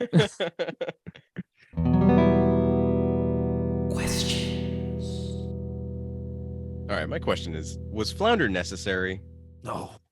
No, get him out of there. We already had 1 sidekick in Scuttle and Well, Sebastian. He Far did superior sidekicks. get Ariel to the boat at the end. He like dragged her on the barrels. Yeah, which is But what the power of friendship got her there, but I fuck guess. him. Yeah. I mean, they could have just like it could have been Sebastian be like, I need some fish, and like some fish just came and got her. You know? Friends of the sea, Yeah. lend me your power.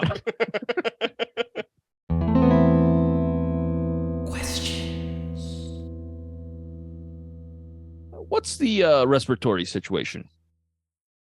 Oh, yeah, I was wondering that too. That's a good question. Do mermaids have lungs? as Maybe well it's as like a gills? whale. Oh, I was thinking it's like a whale situation where they have to go to the surface every now and then, but Triton doesn't let them. How do mermaids breathe? Googling WebMD for how do mermaids breathe. I'm Googling Google. Having a fishtail for half their body, it's widely presumed that mermaids have gills so they can breathe underwater. Oh, I'd fuck one. No, boy. Right in that fucking boy. gill. Whoa.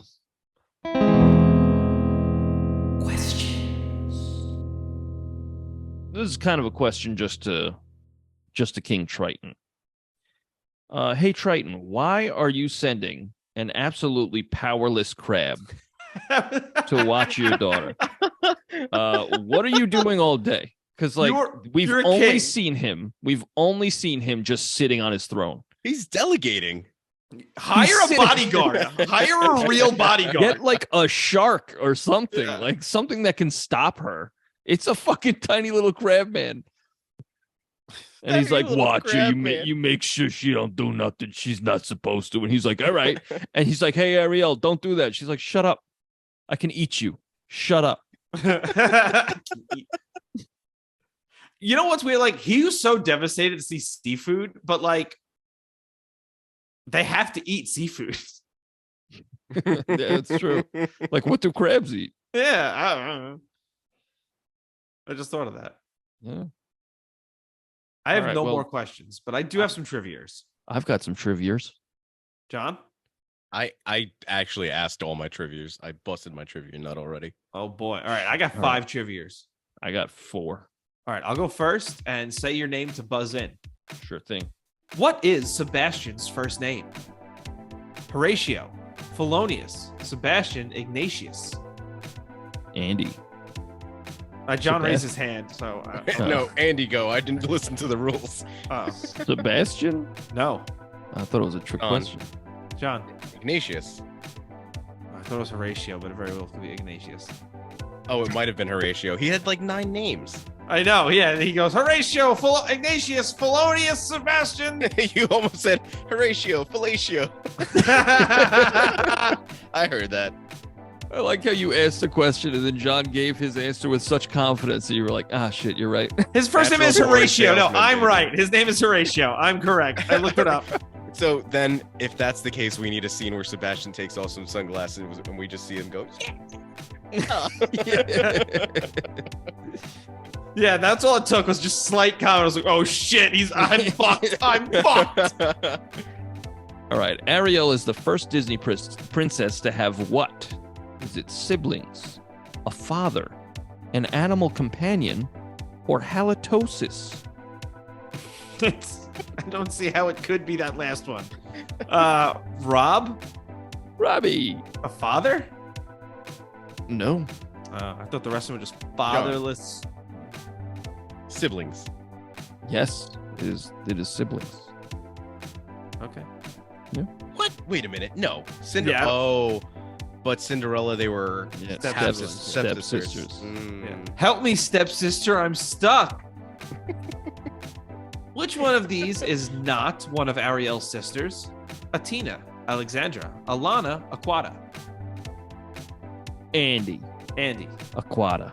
No. Akuna Aquata. Very good. Very, very good. John. Alana. No. Damn it. Is it Atina? Andy. Atina. No. All right. It's Alexandra. Andy. Alexandra. Yeah. Wow. Well done, so dude. Smart. Just edit it. All right. This movie was the first Disney movie to be nominated for an Oscar since which Disney film? Is it Snow White, Cinderella, Robin Hood, or Bedknobs and Broomsticks? John. Snow White? No. Rob. Damn. Robin Hood. No. You got Cinderella and Bedknobs and Broomsticks. I'll give you a hint. It's 2 things I shove in my ass. Okay. Rob. Yeah. Cinderella. No, you fucking idiot.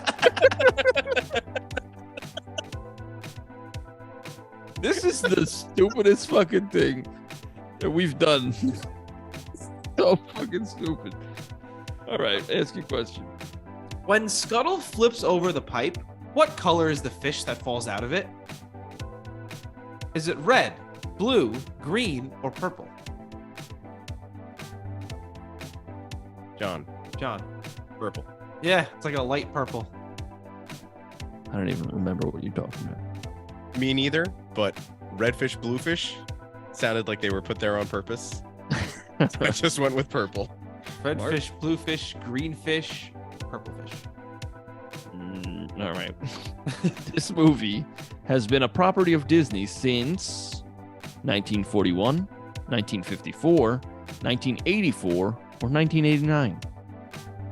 John. John. 1941. Correct. It was back Nice. when that's back when your boy Walt was Squalt. little Andy's being a little idol. weird. Yeah. Nope.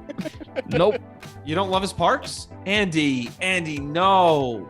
I actually haven't been to Disney since I was like 9, so I haven't Fair. really been. I would like to go though. Well, legally, I don't think you're allowed to. I'm so sorry.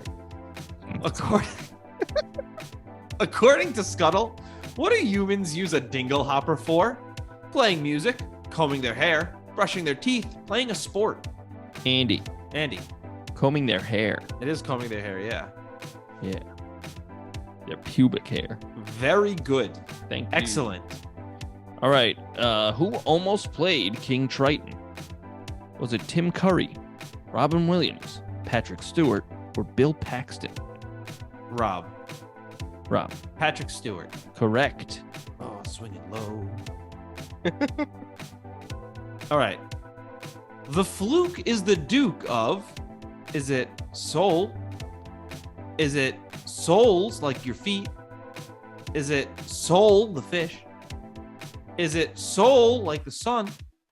Or soul like your soul? How about soul like do re mi fa sol la ti do? Okay, let me add that in there. Now I have to ask the question again. Oh boy. Andy. The correct one. I'm gonna need an answer. Shit. I'm gonna need. Is it soul, or soul? I'm gonna go with the last soul.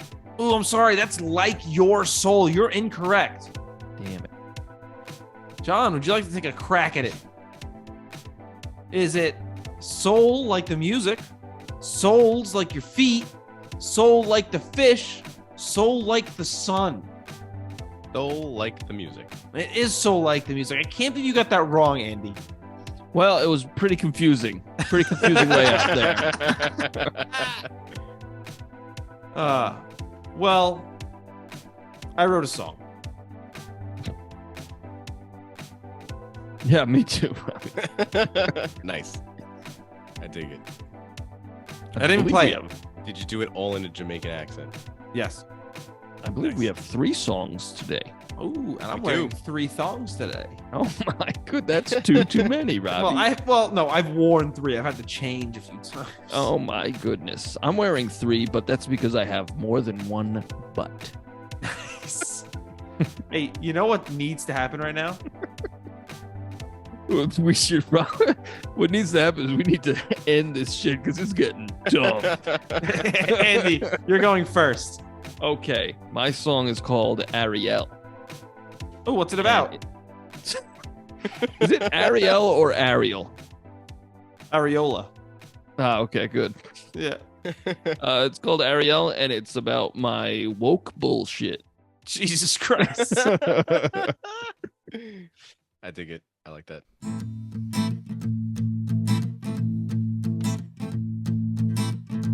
Ignore your friends, just do what you want. You got all this human stuff to flaunt. They all have your best interests in mind. Gotta stay away from all of mankind. They'll kill you, or even worse, fall in love with just one verse. Give up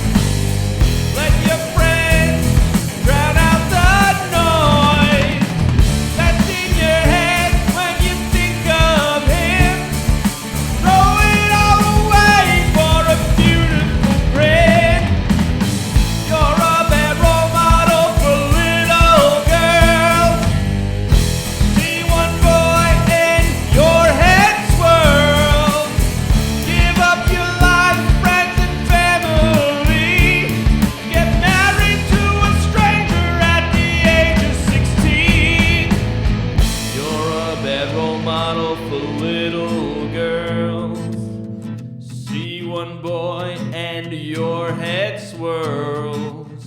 Give up your life, friends and family, to get married to a stranger at the age of 16.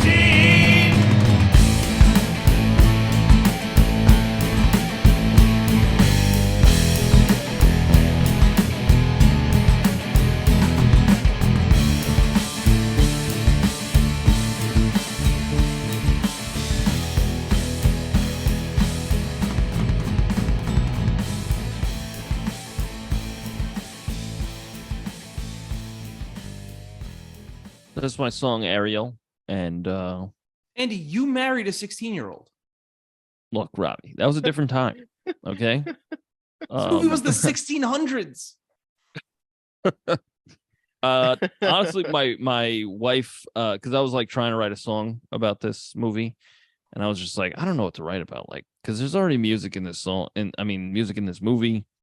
It was just like, I don't like, I had like, Robbie, you probably remember that chord progression. I think we were trying to write a song with that like years ago, but I asked my wife Alexis, and she was like, you should write it about how she's like a really shitty role model for little girls. And mind you, she loves this movie, but she, like after watching it again, like as an adult, she's like, no, that sucks. Like that's a bad message.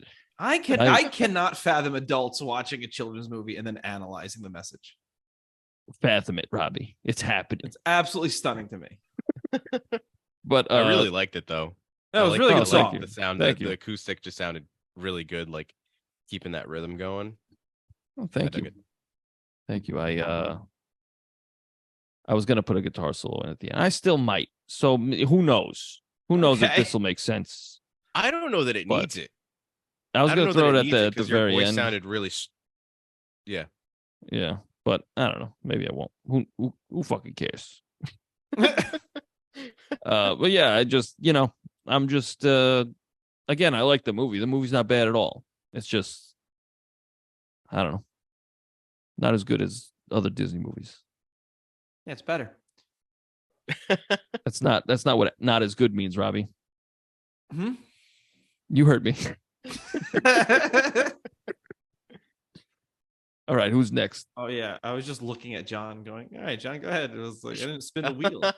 It is John. I'm so smart. Wow. All right, so my song is called Seafoam. And so I had mentioned earlier how I thought that the original ending was that she just gets completely fucking wrecked and gets obliterated. So this is like my take on what I wanted The Little Mermaid to be, where it's a little bit darker.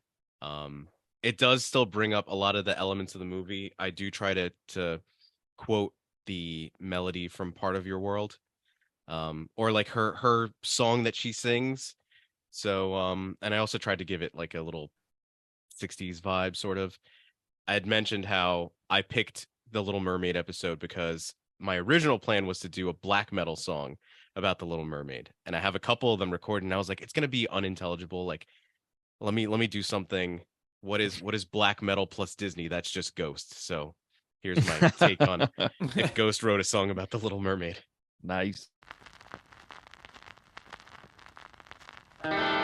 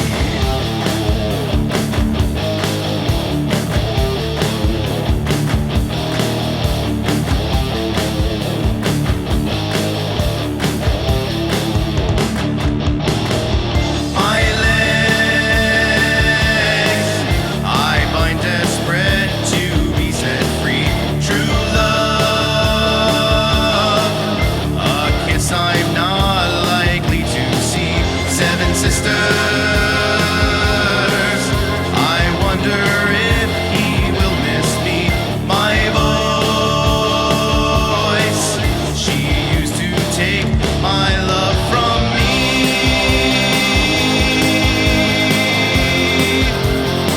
The witch's promises were made under full moon. Seafoam, a curse, she has returned me to the sea.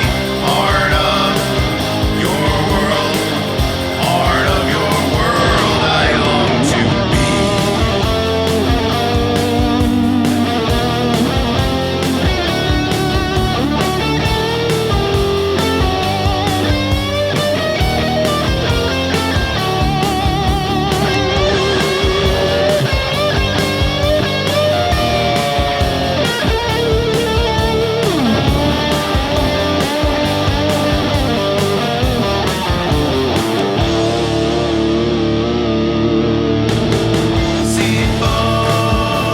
Seafoam, she has returned me to the sea. Seafoam, she has returned me to the sea. Seafoam, she has returned me to the sea. Seafoam, she has returned me to the sea. Seafoam, she has returned me to the sea. Wow, that sounded exactly like Ghost. Yeah, I like we that. got the That was voice. good. I was gonna do like the accent that Tobias does on the first album. Yeah. Like during the chorus, I was gonna do part of your world and like Yeah. make it way more nasally. Yeah. But I was like, nah, whatever. I have a hard enough time singing those higher registers anyway.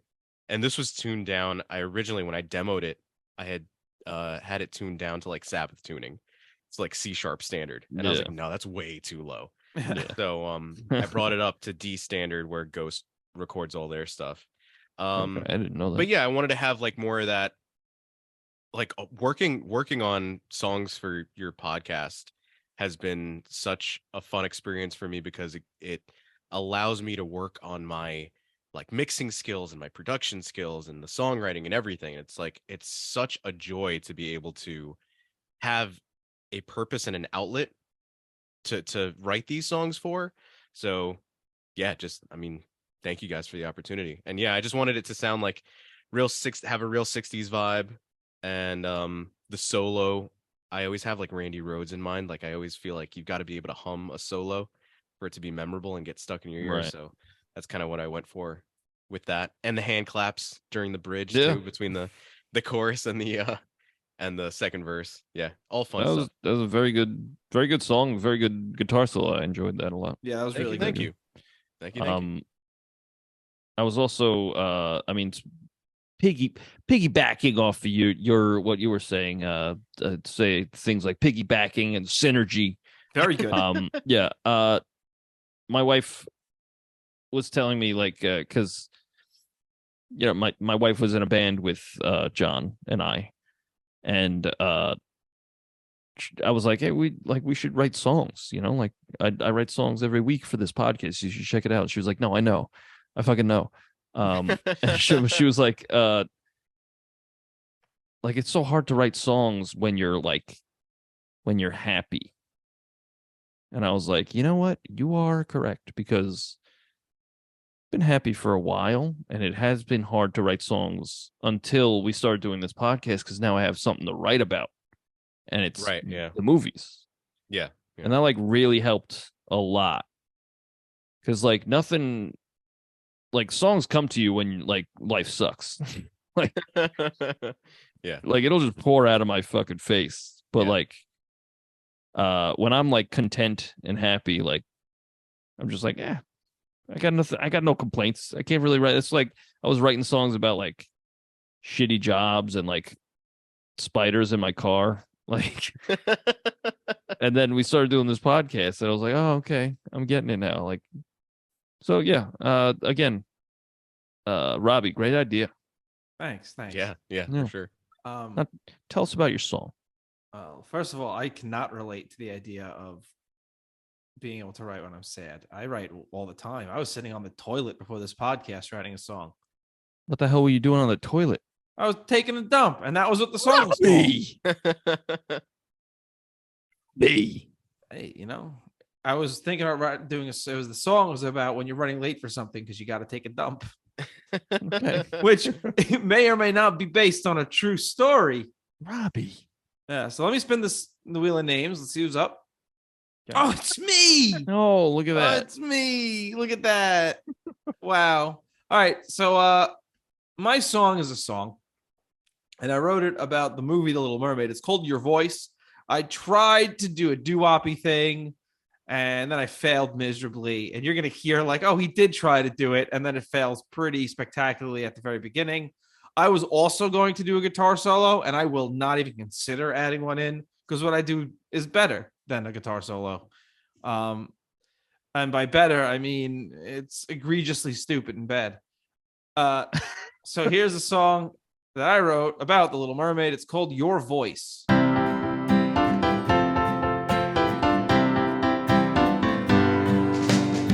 Shipwrecked and lost at sea, she came and rescued me, singing some strange melody, a sound that became her fee, washed up upon the shore. I couldn't ask for more, but I just wanna hear your voice.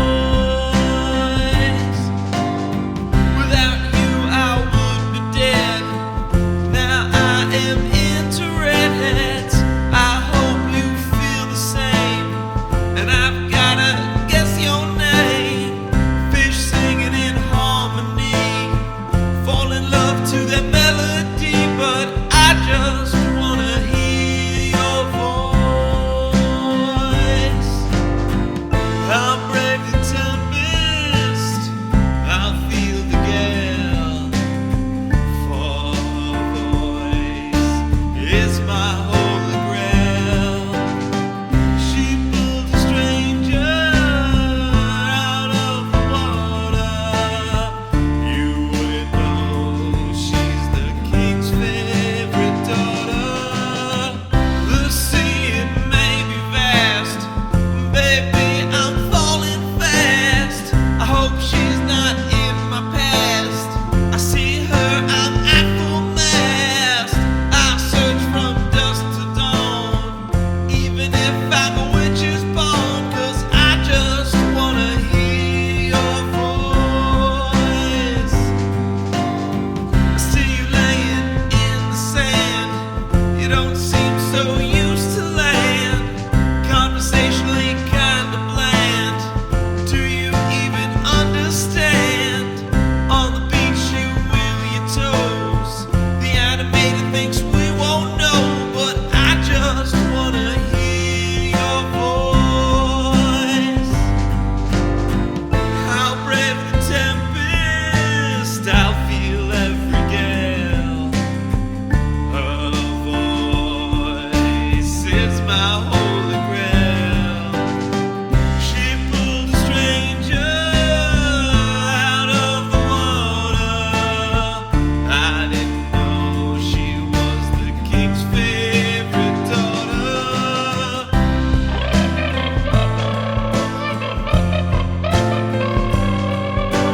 I just wanna hear. Talk to me, darling. Talk to me, girl. I just wanna hear your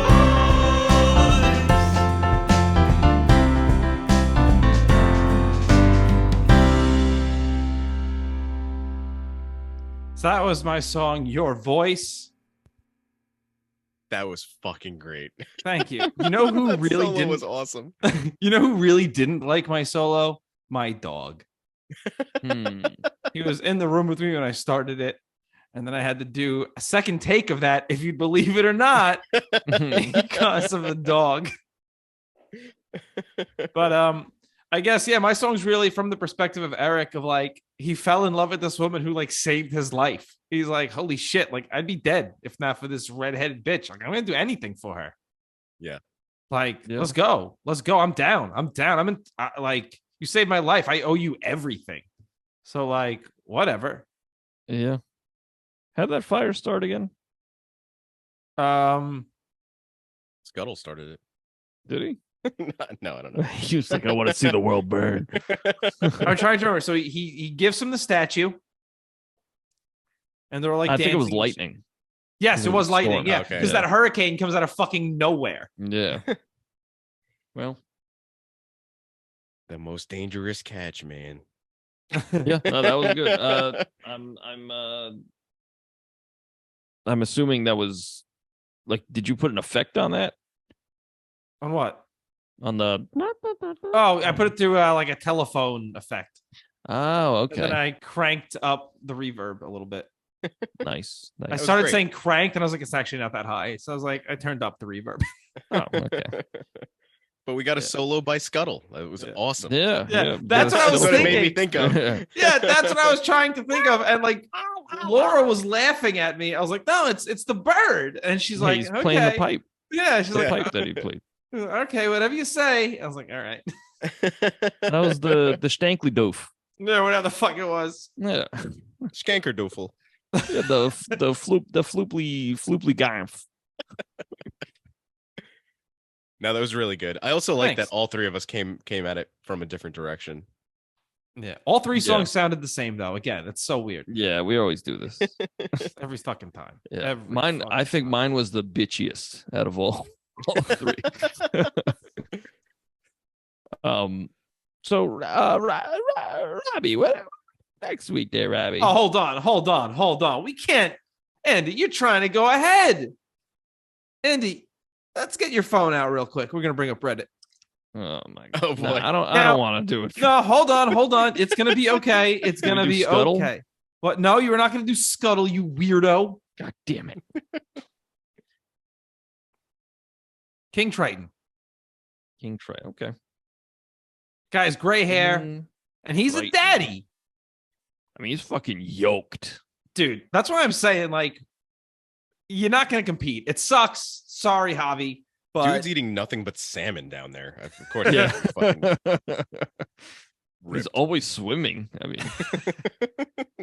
okay, King Triton SFW. Oh my goodness. let's go. He's got- Let's see it. He's got legs. Of course Oh he does. God, Because How else would we he's the NSFW? king of legs.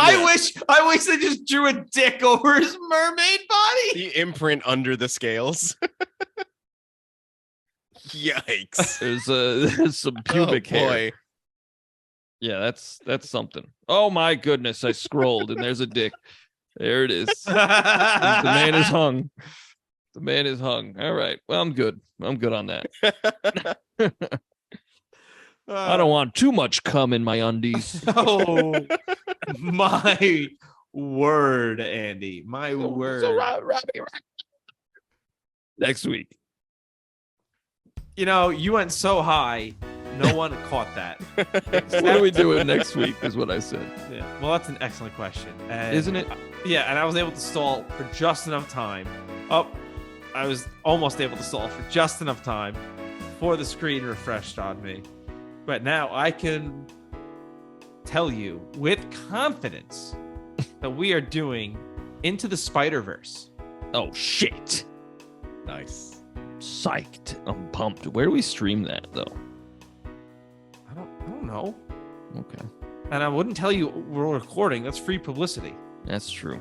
for a billion. Remember, before we started recording, I feel like I told you guys I ate some flan for the first time. Yeah. That has gone through me, and your boy is just gripping. His cheeks are clenched. You know? What are you So- saying? What I'm trying to say is you can find our music on Spotify, on Deezer, on Apple Music, wherever you get your music, on Deezer. And yeah, you search the Royds, go to the ROYDS. And we got 2 albums and a Christmas song. And then to get our podcast songs, you go to the Royds.bandcamp.com. And we got over 100 songs at this point, which is pretty fucking nuts. We got 3 songs from Jon VonFrankenstein. Nice. True. That's pretty fucking cool. I have a feeling Jon is going to be back at some point. Definitely for... He'll definitely be front. You know, there's a limit, Get Robbie. Out of here. But definitely be back for oh my good gracious, I'm spooked out of my jorts-tober. I can't fucking wait. Yeah, no, that's gonna be great. Jon, oh wait, Robbie, would you like to You know what? tell I'll them make about it the quick. socials? I'll make it real quick. Just check out the description of the podcast you're listening to for our socials right now, because Andy's really got a shit. I Jon. do have a duker. Jon, promote your socials. You can find me on Instagram at Jon VonFrankenstein. You can find the Scrap Metal Podcast on Instagram at Scrap Metal Podcast. And you can find us on Twitter as well at Scrap Metal Pod. And I'm just saying, you might just find us on YouTube within the next few weeks, months, perhaps. So just keep an eye on that. For anything else, head to the link tree in our bio over at Scrap Metal Podcast. And you'll be able to listen to all of our Spotify playlists as well as past and previous episodes, and check out the Royds as well. Thanks, Jon. brother. And there's nothing more annoying than clicking on a link tree and there not being porn on it. Well, I've got my OnlyFans on there that is literally just me building Legos, and it's titled "If I Build It, You Will Come." I love it. Nice. I love it. I love it. We're gonna Man. end there. If you only have fans, you're gonna get pretty hot in the summer. Let me tell you. Very good, Andy. Thank you. Andy, remember, wipe with water. All right, Jon VonFrankenstein, thank you so much for being here. Bye, everybody. Bye, everybody. Thank you. Leave a 5-star review and tell your friends. Yes, do that.